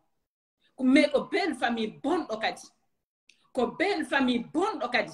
Ɓe yiɗana jiwon. Woto jaɓu jooɗagol e foyer ka anduɗon yiɗo mari ennemi. Woto jaɓu jooɗagol e foyer ko anduɗon belle famille mon o moƴƴanawo ɓe wawi o ittude e hoore ɓiɓɓe mon ɓen. Yalte ɗaɓɓano hoore mon. He sécurité debbo fof ko salaire makko. Koko heɓanta hoore makko kon. Tant que yiɗa jooɗi yiɗa konte e hoore moodi ma. Yiɗa konte e hoore belle famille ma. A soñjoto. He ndaare rewɓe wonɓe gollude ɓen. Wonɓe heɓande hoore mum ɓen. Ko gorko hombo woni ɓe maltraitude. Gorko hombo woni ɓe manque de respect. Hande worɓe ɓen kadi ko miilaɓe. Na rewɓe tum miila. Mais sa nani ɓe wowla a sikke ko rewɓe tum miila. Mais hande miilaɗo ɓuri gorko ala. Parce que ɓe yiɗa jommugo debbo pauvre jommo mara fus. Si ɓe jombima ɓe ndaari ɓe tawi a wawata ɓe okkorde. A wawata ɓe waɗanɓe. Ɓe ronki déjà heɓango hoore maɓɓe. A wawata ɓe wallitago. Ko si hawri hara woni honno ɓe falama bandi tum era ɓe honno ɓe waludo e maɗa ka danki ƴettuɗa reedu ba a ƴetta reedu ba ce n'est pas leur problème ko ɗum min nata toujours jiide beru moyen ko jogi ɗon ko jiide par ce que iɗon faala jiidade jiidane hoore mo woton jiidano gorko jiidane hoore mo woton jiidano modiraɓe mon ɓen on faami si mi inni ɗum ɗon ko par exemple ko innugo o ɓiɗɗo ɗo mi falaka mo heɓude mais ko fi modi am mi heɓanimo non worɓe ɓen intéressé ke ɓiɓɓe maɓɓe ɓe woosi ɓiɓɓe ɓe réussisi ko ɗum ɓe nata ko nene ne ata parce que ɓe falaka asimude responsabilité ji maɓɓe ɗi si ɓiɗɗon boni innetake ko fottu maɓɓe kaka arrangata ɓe wo ko ɗon ɓe woni ko ñande woni ɓiɗɗo réussisi wo ɓe ara ɓenna ko ɓiɗɗo anni hara noon fus hay bonjour hay ndarugo on ɓiɗɗo ɗon ɓe waɗali si boni ɓena ko nene ne'i si moƴƴi ko baba e nene ne'i awa he jiide par ce que iɗon faala jiidade jiide par ce que iɗon wawi damtade jiide par ce que on yiɗa ɓiɓɓe mon ɓen protégeon ɓe tout simplement woto jaɓu goto itta on hoore ɓiɓɓe mon ɓen woto jiidano gorko woto jiidano goɗɗo go woto jiido fiye yimɓe ɓe inno on jiidike buy na par ce que a jiidike buy ça veut dire ka debbo ɓuri fo na par ce que a jiidike buy woni ka debbo ɓuri debbo haymo jiidaki debbo mo jiidaki no wawi adoptugol mo wawi adoptugol a faami mo wawi yiɗude ɓiɗɗo goɗɗo janano nina ni o yiɗamo kadi o okkoramo jawdi ko heɓi kon fof muɗum ma ɗo ne a ɓiɓɓe miññiraɓe makko ɓen ma kottiraɓe makko ɓen ma ɗum siɗɗo makko imo wawi ɗum ɗo le plus important c'est l'amour qu'on a dans le cœur l'amour qu'on a dans le cœur on ne fait pas les choses pour faire plaisir à quelqu'un wota waɗi hunde fi waɗugo goɗɗo plaisir ono jooɗi ɓe ɓen lagine miɗo andi ko onon ɓuri sonjade ɓuri menen jooɗi ɓe ɓen Europe ga golle no woodi sa ɗaɓɓi a heɓa hekka suudu maɗa wawi gollude mais hande ande une chose internet kadi no woodi hen joyon jooɗade ka internet ɗo dragon worɓe ɓe yaaɓe sacrifié on ɓe itta on sadaka par ce que yii kadi ko feƴƴi ko e hoore ko honno e jiwogo no wara ka meɗen toon ɗe balɗe ɗo mi yi agi kinde ka honno no wowli fi muɗum on faama gorko go iwoyi Côte d'Ivoire ari jombi jiwon naɓi mo ka burure to woɗɗintinimo e famille makko maltraite toon jiwon ha sacrifie jiwon amour internet wona amour je vous dis son konti e hoore dewga fi wurugol on réussisata minna dewo ton jombe kala ko moƴƴani on mais kono wawata wadde sécurité e moɗon woton hooloro gorko woton hooloro mawɓe mon ɓe woton hooloro belle famille mo on hoolore hoore mon he hande e o aduna ka fewde nden ɗo c'est chacun pour soi ɓenni wo c'est chacun sa vie chacun sa merde chacun sa vie chacun sa merde mo kala e aduna mum mo kala e bu'e mum on faami goto ala wurande hey e goto dewga ko si intérêt kadi no woodi buy ko ɗum jokki si intérêt ala ɓe haala ɓe ha jaga ɗum wawi ɓe jiidanade ha sundu heewa ɗum wawi ɓe jiidanade équipe de foot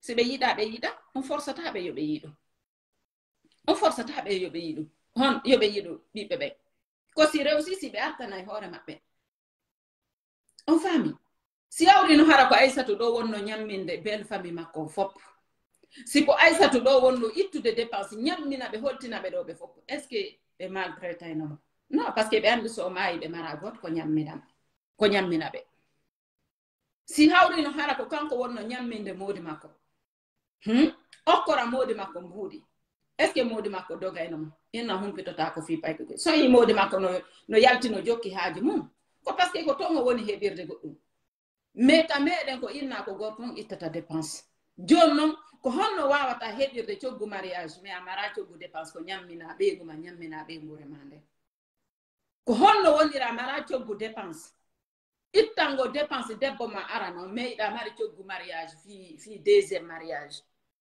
fi deuxième femme amara dépense pour la première femme amara dépense pour la deuxième femme meyiɗa mari coggu mariage pour la troisième femme jooɗo ɗon inno c'est normal ko ɗum ɗon ɓe nata jombugo bugo hayaje ko ɗum ɗon woni définition maɓɓe on jomba buga juste fi buga go hayaje tout simplement na jombugo randa heureuse na jombugo danko ɓeygu mum danko ɓiɓɓe mum ɓen ko ɗum ɗon ɓe nata par ce que ɓe intéresse ke maɗa wo si ɓe faala mbalde ɓe intéresse ke maɗa wo jemma si ɓe faalama buga go hayaje ɗe tout simplement ko hedditi kon ɓe intéressaki ko hedditi kon siɗa faala heɓa équipe de foot kamɓe si réussisali ɓe haajaka wona kamɓe heɓanɗa ko hoore ma si moƴƴi moƴƴanima moƴƴaniɓe si boni bonanima kambe on beta waka nder to be landaki ma nyande waludi do go ya ƴettu reedu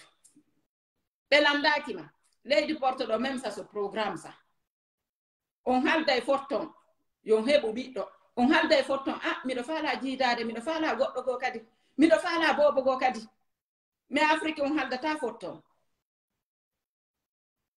on haldata forton mais leydi porto do on halda e forton parce que yibe andi dépense jidi no duudi yibe andi si nawniri en loi on ça ittali dépense c'est dit loi obligé de ya ittu dépense loi obligé de pension alimentaire kamede non pension alimentaire ala imaginez minimum de pension alimentaire ko 150 € par enfant.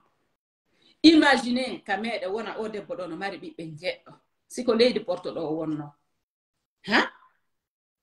siko leydi porto do wonno 150 € par enfant ma 100 € par enfant ça fait 700 €.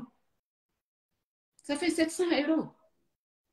Donc beneteno ça dépend revenu ma beneteno ya itu entre 400 ma 500 €. 500 € beneno ya itu. Saurino wana nisko 2000 et quelques wonno da hebude beneno 500 € ya itu jonna debbo tous les mois o soda couche biberon piji bira e chonchi ko danko pay ko e pida mari ballal go kadi de walli to makadi bi en geddo leydi porto do ko jelu do be yobata social on ko jelu be yobata bi be jeddo mais en Afrique ko honno ko bero ko remuda wo ko bero ko yeeyuda wo wawata be nyamminde soda na be chonchi wona leyndi darti fi rewbe be wona hay fus wona modirabe be na no modirabe fu min nar ko modirabe fu parce que no wodi modirabe asimu be foyeji mabbe di ittabe de dépense danki be rewbe mo ben don no weltana ben don e memata ben don sino ben na joni santé beauté kadi darani ke en hande non ko dun do mi arata mi wada combat jande ça c'est mes combats sensibiliser kala famille kadi wa'irdo do ni no mi traitiri o belle famille do ni ko ni ko ni kadi mi traitir tam parce que moi je ne suis pas d'accord kala jullo mardo hakkil wadata ko belle famille o jiwo ko wadi no holli be mara seke be mara hersaka mabbe be hulata alla be hersata ko famille bondo on doit pas faire ce genre de choses. To sikure ko waddon do ko moji jurbe mon be no jomba ka an o yummirawo esirawo aissatou on do tamari jube jombabe ka tamari jube jombabe habbo bel famille ben on kadi e maltraité be nyande ko nebi jutude wo parce que ko wadda biddo goddo wo biddo ma on hetto ye ko wadda biddo goddo wo si hawri hara goddo yottanaki mo Allah lando yottanto mo ko do wadi yummirabe buyi nawyirayno kaniri kamede parce que be danko ta ko esirabe mabbe be haddito no esirabe mabbe on danko to be sibe nawyi non je suis désolé wawa ta wonde a maltraité esirabe ma on nyande woni yida wawani hore ma a maltraité ma dankaki mo nyande woni a wawa na hore ma jododa inna yo danko ma ma dum makko be danko ma non dum do wa'irtano na mere yummirabe buyno nawyirano kaniri kamede harabe dankata ko be bannane tumbe nyama ko be bannane plan tumbe nyama ko dum do ko wediti ko hurgo lotago be debriyam to hore ma no ko kanirabe mabbe be wadanta be hay dum kati si jubbe jomba ma yehi lanni lutto wonde ka hono ka bibbe mon be no haray don jodi e der koye mun do idon abandona don idon jodi don hara hore mon de no selli de idon darde be wawana hore mon on wawata fayda e wowlugo nyiije den foppu yanino juude den foppu mayino koyde den foppu wawata daragol mais hakkille mon de no jodi Allah ulan don no yottanade be maltraité no don nyande wawan don hore mon nyande wawan no don hore mon hakkille mon de foppu no timmi idon jodi do e jullere idon tiggi idon jodi don do suti esirabe mon be no natana yaltana wada ko faala haray do miijaade do piji de fo way hande mi wawana hore am goddum ko si be bannani on tu lanni si goddo ari hiwra goldon tu lanni ko hediti mon ko si pay ko ari binde mon dum non tu sorti piji gono ton hande kadi c'est fini idon ka koy mon Allah wala don punition don Allah wala don punition don ay na ɓiɓɓe mon ɓe innata nene may mi naɓan ka restaurant nene may ñaamen nokkugo nene may voyage ɗo mi naɓan ɗo nokkugo may jinde seeɗa may waɗe ɗum ɗo na sukaaɓe mon ɓe waɗata ɗum ɗo wawno honno duwanoɓe wadde ɗum ɗo ɓe on maltraitinoɓe ñande wawano ɗon hoore mon awa acce ka nawyon ɓe ɓiɓɓe no ɓe yiiri ɗo ni ɗo maltraiti nene maɓɓe ɓe si ɓe janɗoyi ɓe wawani hoore maɓɓe kono ɓe waɗanta est ce que ɓe jokka e laawol mon ngo est ce que ɓe jokka e laawol mon ngo ɓe jokkata laawol mon ngo ɓe siivata on par ce que ɓe yii ka maltraite ɗon nene maɓɓe ñande woni ɓe heɓi wo ko nene maɓɓe ɓe miijoto fimo nene amen subisi piiji nene amen feƴƴini piiji bus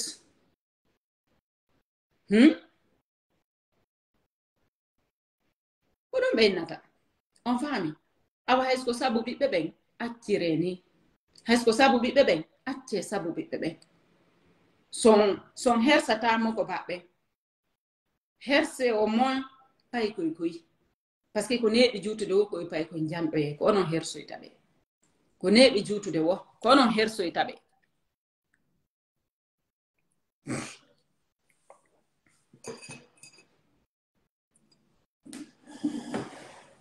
voilà non noddude wo e noddunayi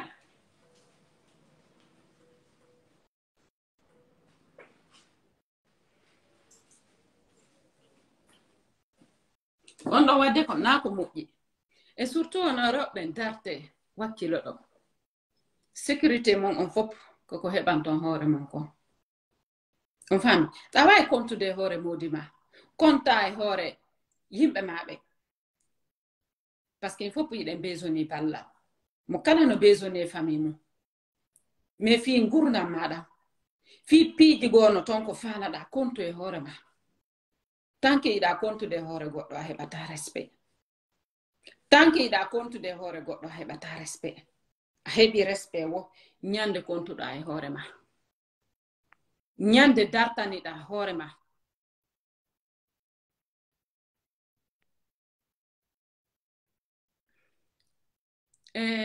Ba Diallo mi sikki addino demande ka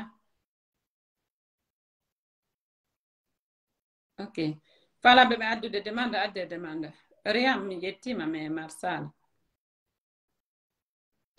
falaɓe ɓe intervenude haysko ɗiɗo ɗo mi kupa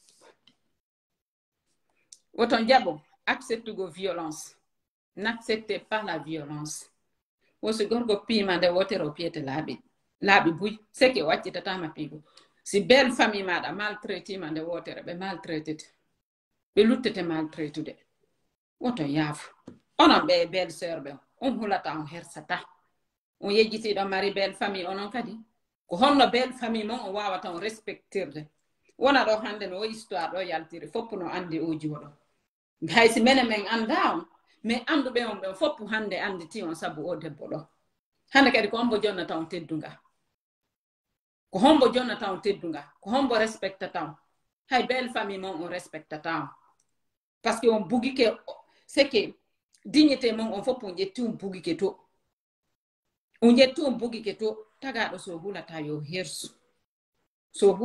hersu seeɗa ni on warali o debbo ɗo seeɗa ni on warali o debbo ɗo komi wawata innude Aissatou yaltu e on famille ɗaɓɓu golle wakkilo fi ɓiɓɓe maɓe innaka ɓay a seedude honno yiɗa seedudude belle famille ma maɗuɗa seedudude modi ma ɓay modi maɗa ma ha conscience o innata hande ɓengure ande ko ɓengu ay ɓiɓɓe am ɓen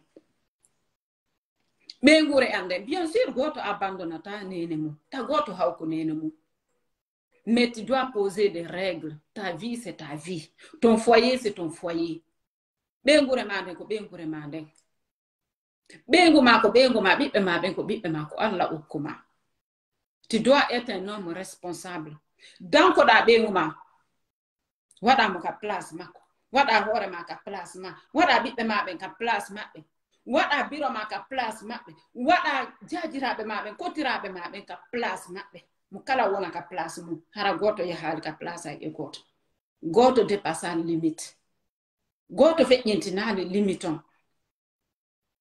on faami sa feƴƴiti limite on ara yari manko go ya respect don no doa nyaawede don non ko responsable jo be ngure nden doa dartade soit onon kotiraɓe ɓen mawɓe ɓen maɗum jajiraɓe mawɓe ɓen maɗum yayiraɓe maɗum bappiraɓe maɗum onon nenira on ɓayɗo wuuri dartuɗon inno nono mo kala no dowa wonde ka place mum teddunga so teddini hoore mum foppu teddina yo so yawike noon hoore mum foppu yawuto on kadi ok ba mi ala wawde ƴettugol ma si désolé ok mi ala wawde ƴettugol ɓedduɓe ɗo demanda manda ko fiyonno koyo yaltu naati ton haray koyo yaltu naati ton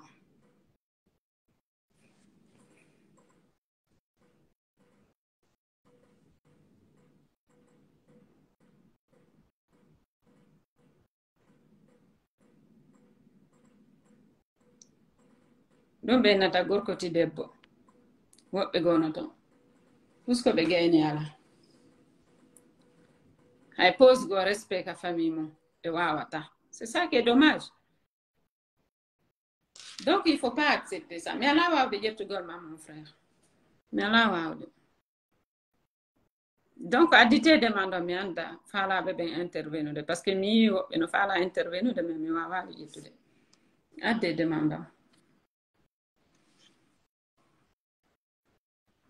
chacun a sa place mo kala ka place mum respect nata sa ari ka esirama je vais dire en tant que belle-sœur jon sa ari ka ɓengu ko toma hey so innalma ya udduti frigo a dowa ka uddutude frigo so innalma ya naatu ka chambre makko a dowa ka naatude ka chambre makko kala belle-sœur jo arɗo naati ka suuduma udditi frigo ma on landaki ma udditi chambre ma on naati ton chambre ma an e modi ma la chambre conjugale o naati nder ton andu ko fruigo ka maɗa addimo ko humpitagol ko woni feƴƴude kon ka suuduma mo andi noon ko ɓurata suuɗude kon ka frigo e ka chambre ma donc kala arɗo naati paɗe mum ɗe naati waɗi ko faala ka salon ara tun jooɗo immo ya uddita frigo immo ya naata ka chambre ma andu on ɗon ko fruigo ka maɗa addimo ya fillito ka famille ko woni feƴƴude kon ka maɗa ton jaɓu so naati ka suudu rewɓe kotiraɓe mum ɓen maɗo miññiraɓe mum ɓen hatte ka salon sino faala yewde ka toilette y a pas de souci yahi ka toilette mais on doit ka naatude chambre n'importe qui min e siraɓe am ɓen ɓe aray ɗo mais ɓe naatata ka chambre ɓe udditata e frigo an o e siraɓe am ɓen siɓe ari ɗo ɓe itta e paɗe maɓɓe ɗen ka dambuga enfin ɓe udditata frigo an o no woodi kadi esiraɓe kadi ɓe ka meɗen ɓe mi andi respectuɓe esiraɓe mum si ɓe ari ɓe itta e paɗe maɓɓe ɗen ɓe arata to ɓe uddita frigo on ɓe yaha ɓe naata ka chambre goɗɗo ni nani ɓe waɗata par ce que haray ɓe respecte déjà ɓiɗɗo maɓɓe on yiɓe respecte ɓiɗɗo maɓɓe on yiɓe respecte belle fille maɓɓe c'est que yiɓe ƴettiri ɓeengu ɓiɗɗo maɓɓe on comme si ko ɓiɗɗo maɓɓe yiɓe acci ka ɓe nawyoyta janngo yiɓe acci ka foye ɓiɓɓe maɓɓe ɓe moƴƴata mais onon accepte on sukaɓe mum ɓe yoɓe jombu tawa hara ko onon bonnata dewle ɓen ɗon ɓen ɗum ko giggo noon ɗum ko yiɗugo ɓiɗɗo mum noon ɗum na yiɗugo ɓiɗɗo mum ɗum na yiɗugo ɓiɗɗo mum siɗa yiɗi ɓiɗɗo ma on a waɗay tout possible fiye dewga makko ngam moƴƴu na fiye bonu allo jang Aïssa konno way ça va na ala ton jantunda jang ay pay koy iɓe jang honno way angoye famille ça va ɓe fof ɓe jam au fait na ko ɗuuɗi mi faala yewtude ko piiji ɗum komin yiwde no feƴƴa ka men mi haa feƴƴiti mi anda joni konndon e mentalité ji nangi famille ji men ɗin o fetta woɓɓe okkitira ɓiɓɓe mum annay hara ɓe débarrasse to woni on tigiri heɓi honno lette ka foyer ma ɓe tefata ɓe yenata sina o debbo ɗo ko feƴƴini ɗo famille makko on taw no duwa immade daro porta plainte e belle famille makko ɓe holla ɓe debbo on ko jeyaɗo wona fi Allah honno wona forcé ɓe okkirimo wona honno o weelanoka siga ɗin piiji o fetta ɓe holla ɓe faya e hoore maɓɓe andi o famille ɗo ɓeɗo hino ɓuri ñanneɓe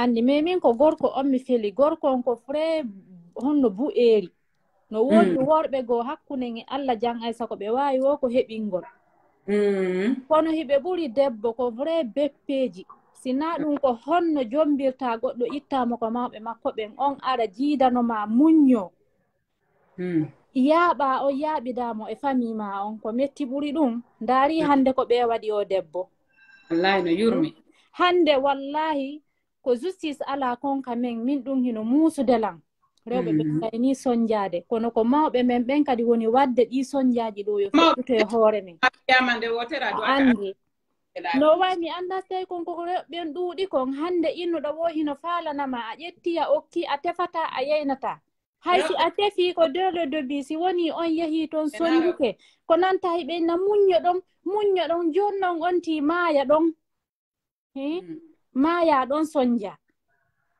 vraiment no yurme wiji on bari ma on tefata ɗum woni fi ɗum no yimɓe ɓen change mentalité ba Diallo jento de on no way ça va no marsude ça va andi Aisha woodi ɗin piiwu gootum ko goɗɗo min nata yo muñño na kama yata ɗum ko woni ɗon hay mo ɓiɗɗo gooto min ko ɓiɗɗo gooto kati mi manno Afrique ɗiɗi gonto min ni mi maaya men mi waɗata heɓa ɓiɓɓen jeɗɗo par ce que histoire on Allah ka tray nani mon hari ɓiɗɗo makko ko reedujo on ara a joma esiraaɓe koto moodi ma o welto ha waro bantama o wura kadi jungo makko ngon heddo non ko kanko tillimmeɓo piire belle sœur an waro mem ronka mo ƴamde laɓi juuɓe rewɓe wonaɓe piyede ɓe e belle sœur oɗon on wata ƴettude laɓi ma undugam si goto ɗiɗo tatto nayo jowo warama e nder belle sœur ɓe ɓen ko billahi belle sœur ɓe ɓen acce pigol belle sœur ɓe maɓɓe nga foyer maɓɓe belle sœur an non mi parce que si ɓe wari ɓe yahay ɓe waɗum mbi fattu kadi mais mi goɗɗo bandata ko lawo piyama belle sœur ma piyama koto modi ma welto ha tattama non ɗon ɗo mi ɗanni min hara ko min ɓaatu woni yummira ko esiraɓe makko woni noddude famille o yo aru piyamo min taw ko yummiraɓe mi récupérata nde no famille on ara tawa mi beebini yummiraɓen ha ɓe beebi dama a faami nde no ɓeeɗa ara inna no piwtalan hara min kadi mi itti ko anko no mi andi kon ɗum waɗi yimɓe ɓe no mari mentalité goto muñño muñ e yegiti piwu nguutu an e on gorko ɓen ɓiɓɓe ɓe heɓuɗon ɗon o waɗani ɗon haɗon fof ɗon welti ko plaisir mo waɗɗon ɓen ɓiɓɓe ɗon heɓa no ɗaɓɓirantamo noon barki ko noon o ɗaɓɓirantama barki an kadi par ce que ko a nene ɓiɗɗo makko a receivi ma o abimi ɓanndu ma ɗum fiya jonnumo ko wonata héritier on o immo o piyama on ɗon taw abandonoma so tawi honno belle sœur ɓe makko ɓen e beau-frère ɓe makko ɓen no piwdemo andi modi makko ko ɗum yeeyimo ka nder famille quoi modi makko ko buɓe on ɗon fof goɗɗo wama yeyde mais an kada wawi yeyde hoore ma belle sœur ɓe ma ɓen ɓe déplace o ɓerɓe piyama beau frère ma koto modi ma o bantoma hara mo welti jungo makko ngol lutta o ronka heɓude cicatrice wotere o bantoto debbo min noma miɗo andi e juuɗe makko ɗe mais ko woni kon ka hakkunde koyɗe o hutidata Allah heɓa cicatrice min goy min haali de mi kotiraɓam ɓe piila men piiri men ɓe fof maɓɓe ɓe andi sappuɗo law o heɓa cicatrice salde a mandoto hen piiri min ko noon mi wayri ko ma manditoɗa hin a piila sina ɗum haara ɓernande mutata a mandoto inna hin heɓi tappunomon yalde goo ɗoya sapputude lan a migi toto ha mijo lutta si ara sappayla si ara lan ɗaani ba Diallo o saweterɗa ɗaani no franchement ɗo yimɓe ɓen change mentalité nani yo rewɓe ɓe mbatumɓe tawi ɓe ala ko wallitoɓe ɓe ala ko daranoɓe yo debbo kala ɗaɓɓu armo e hoore mo maritora kala ko yaata jogito armo ma on tindiɗo ma wo naadu ko naadirɗa wo hande kadi ko ɗum ɓa justice ala famille ma on ha jaaka sa tampi ɓe tefa hakkunden Allah yo reɓɓen ɗaɓɓu armo jogo nani kala ko ɓe yaata ko honno baaben goɗɗo wona wa baaben mama ɗum baaben am min inna tan mi yomi iwe dewgal alan heɓani moodi am ɓiɓɓe jeɗɗo e wawata wolde ɗum on debbo ka woto yo ƴettu responsabilité makko il faut prendre ses responsabilités ene sa wonale dewgal sa maya ya yiite sa wonale dewgal a mayey a heɓi ɓiɓɓe jeɗɗo ko no ɗaɓɓata hannde kal fi gorko tu cherches quoi derrière an noon ɓiɓɓe jeɗɗo ɓete kara gorko no yiɗoma innawa ko jiggol mais ɓiɓɓe jeɗɗo a wawata ƴettude wima on joka ɓiɓɓe ma parce que si o maayi ɗon joni ko hombo perdu o maayi ko ɓe piyata mo ɗon ko hombo perdu jumbari ɓiɓɓe makko ɓen jumbari to kara ko inni kon wo debbo maltraitaɗo ka foyer makko ka couple makko e ka belle famille makko on debbo na heɓo plaisir ka danki kanko e modi makko oui on ko wonke hara ɗaɗani sa a yandata ko sanga yiiɗa gori ngil hoore ma o anda yoyi taka ko ɗum ɗo wona hande ayo ko rewenatama e mo ƴawa tu woni par ce que ko pucci o wannini ka suuɗi ɗuma fi weltoɗago gorko e nder danki il faut que tawa hara moralement ti to sent bien psychologiquement ti to sent bien nanen ko wiɗa kon pas bien psychologiquement a wawata hay weltoɗago e modi ma ka danki c'est pas possible si ornde wonata oɗo debbo waɗa tumotamo waali ne o woñamo versande ton e ƴetta reedu waccitamo ɗum ɗon wondi ɓe désolé wolugo ɗum mais ko ɗum wondi ɓe gorko ma o piyama gorko ma piyama alors la o sabide ɗum ɗon tun taw ko hawa ɗo mais belle famille ma o piyama gorko modima o welto ha o tappama o welto sabide o welto ha o bantoma et puis ɓe jiwnam yimɓe jundama ronkanaɓe undugal awa sa anda on to laɓi woni undugal piyollande jam ko piyotollam ɗami walo ko min miɗo welti ko seke kanko tigi ko waɗali masibo ko yo protège hoorema o heɓi cicatrice ɗo ko wonnata mon toute la vie bien sûr marquimo min si a marquila mi marquede sino faala noon hara ko nene goto amo mi yaldede si a marquila je te marque après noon yewte noon fimo ɗumtingol il faut savoir et puis oɗo debbo mo muñi ɓa na première fois na deuxième fois na troisième fois 5 fois jooɗi e dewgal par ce que ko mbuu tu watani ko mbuu si désolé mo woni vrai mour nagge ko conseil jonno debbo on joni yoɗo haɓe wara mo min ko minnatamo yo guero lando edda ballal ko sa yo mara moyen o ñawdo han o sella tawi mo mari barki ko fandi wo ko fandi o récupéra ɓiɓɓe makko ɓen o yaha o wona feere o danko ɓiɓɓe makko ɓen o jokka golle makko ɗen o yejjita fi gorko few ɓiɓɓe jeɗɗo jan aysa haysi ko ɓiɓɓe ɗiɗo ara yahaari gorko na feere noon jeɗɗo yo geru o récupéra ɓiɓɓe makko ɓen o danko ɓen ɗon o jokka golle makko ɗen jango ko on gorko hersata ɓiɓɓe ɓen hino wawi añude hay baabe mum ɓa ɓiɓɓe buy ƴetta e défense nene mum si yii tun tawata ko maltraitance ɗum ɓe ƴetta e défense nene maɓɓe gorko noon lutta ɗo yo famille makko on géramo ton min ko ɗum ɗon timmi mari komi gonnamo conseil joni mi accitima nani merci beaucoup ko ƴettuɗa lanko yo wonu ɗon ha ɓe wara mo on sati ɓiɓɓe makko ɓe mondoto barki ko ɗaɓɓi ko jaɓata ɗum manu yo ƴettu laɓɓe ɗi ma ɗum undude ɗen o jonna ɓe yaɓɓe ɓe wara mo par ce que nene jeɗɗo nene esir on no maɓɗo esirawo o acca belserɓe makko ɓen piyamo ɓen ɓe yalta taw ko yiɗugo kadi ara muñño yo wonu ɗo min ni mo yandi yo muñño ɓiɓɓe makko ɓen barka yo wonu ɗon ha ɓe wara mo on sati tosotoɗeɗere maɓɓe non, c'est des choses.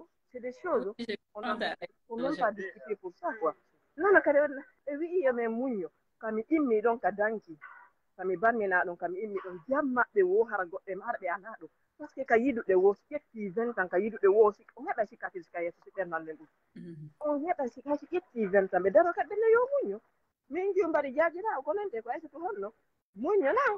Mugno si ɓe warima après min jankoto ɓiɓɓe ɓen. Allez, yewnata. Bisous.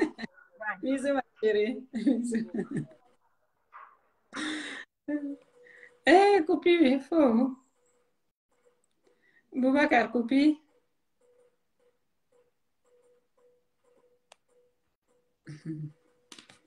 Jumbari ko direct.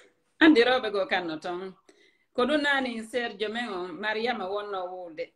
Mi fami parce que mi nodduno ñande go hono woɓɓe journaliste jogo honno marɓe bon association ji toon mi nodduno mi landimo balla fi debbo ko onni sissa onni roɓɓe laggino ɗo men ronki fi maɓɓe par ce que fi onno ay moto daroɗa wallitoɗaɓe ɗowtaɓe ha ɓe woɗɗito ɓe accama an tun ka lawol ɓe yiddito ɓaawo ɓenna nono mi muñike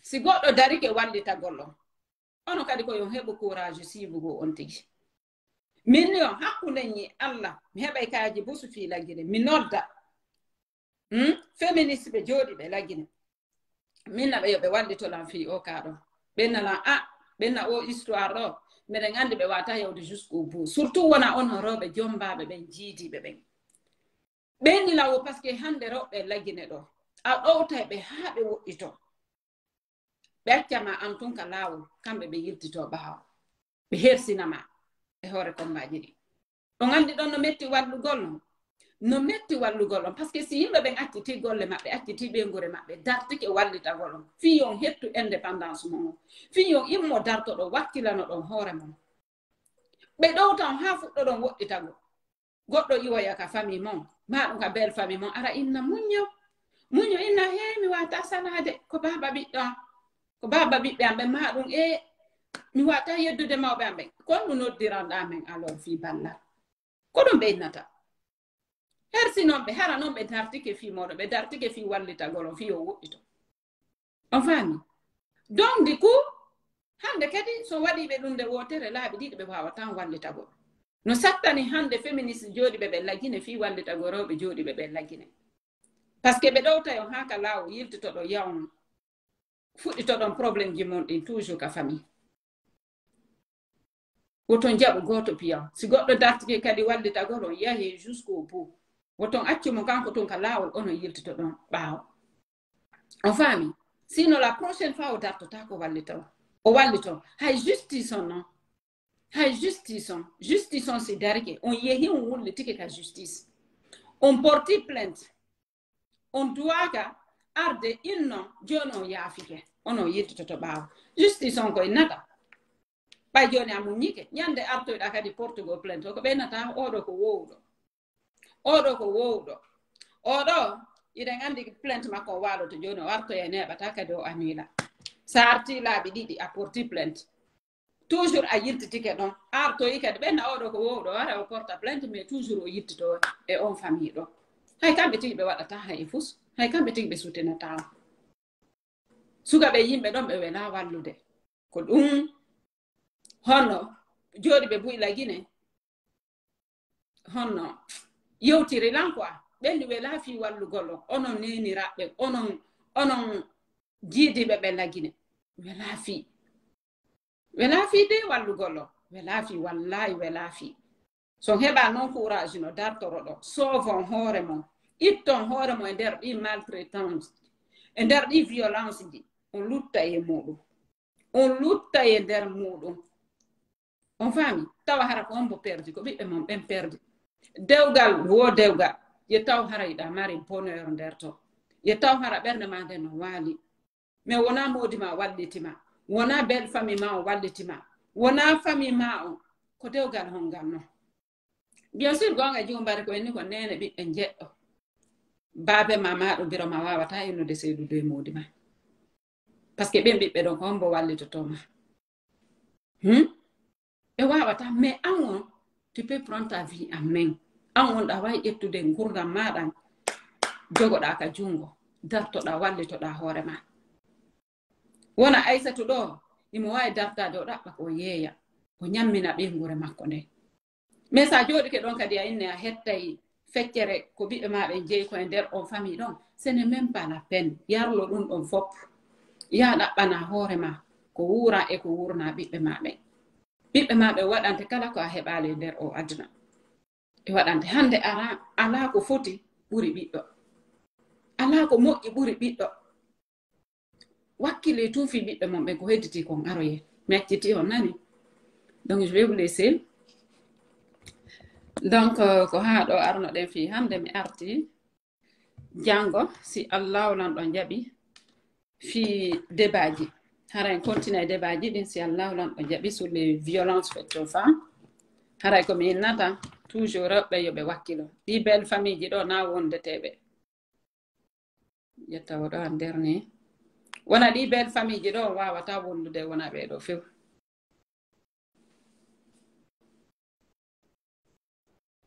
c'est les hommes qui sont maltraités dans les foyers. Un homme qui ne donne pas de dépenses, lui, il est maltraité. Gorko heɓinɗo debbo 7 enfants. Mi sikki kam balde hare o maltraitade ma ka.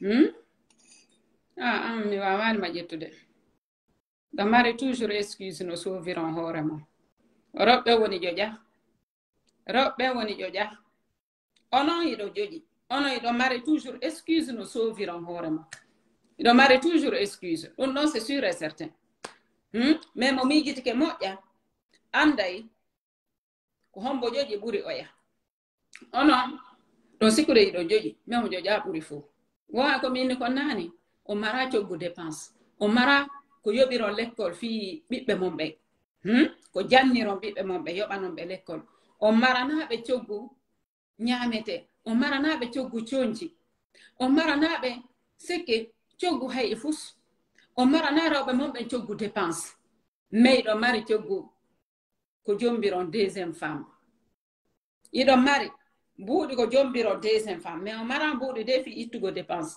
mais iɗo mari mbuuɗi fi mariage ɓenna mbuuɗi heɓike fi waɗugo mariage on sa natoyi ka fo ayi a débrouille to ñamete heɓoyto ko heɓori wo ñamete on heɓoyto fuɗɗita o sike dankita o premier ɓeygu ma o dankoɗa ɓen ɓiɓɓe ɗon fof muɗum taw ɓen ɗon ɓe réussisse ɗo ya ɗaɓɓude coggu deuxiéme mariage go voilà les femmes soyez intelligentes heɓe hakkille immo ɗon dartoɗo wakkilo ɗo mi woodi rewɓe jooɗiɓe afrique hannde ko rewɓe wakkiliɓe wonɓe réussisude wonɓe réussisude ɓe rewɓe ɗon yiɓe darti yiɓe anndi ko honɗum ɓe faala onon kadi darte andon ko honɗum faalɗon andon ko honɗum faala ɗon immo ɗon dartoɗon daron no réussisiron on faami hara mi arti jam si ɗon faala janngo en waɗoya e débat on kadi de plus mais hannde mi hatti ɗo par ce que miɗo mari piiji ko mi dowa wadde donc mi yaha mi continua programme bien des nani. Je vous fais de gros bisous et je vous dis à très bientôt. Merci à toutes et à tous d'être là pour mon retour. Donc, les combats continuent. Mais en c'est continue avec la page là. Mais c'est continue avec la page association. Mais donc, c'est pas mal. Parce qu'il y a des Français, c'est là, ou l'Emplar, c'est là. Donc, mes fans ont des débats, filles, ou suka, yetuno, le vélo, y a quand même. Donc, ça jango ko on débat do wadeten e mi lando avis mon ko hon projet ko jogi kon no wadir nimpiji din est ce que kon miji don onon ko tout simplement no gasa jango bimbe kon débat do mi wadoyta mi ndaray si goddum yaltali do e dum don e haray mi arti haray bonne rentrée de classe à vos enfants et bon courage à tout le monde. C'est la fin des vacances, c'est l'hiver qui démarre bientôt. Donc, bonne fin d'été surtout à vous, bonne fin de vacances et puis bon début l'hiver, on va dire.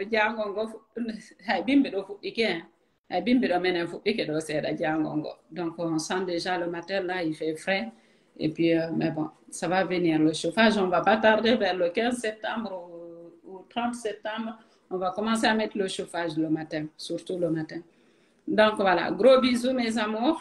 Et je vous aime, ok? Mais de yidi on faut mort. De yidi on. Bisous.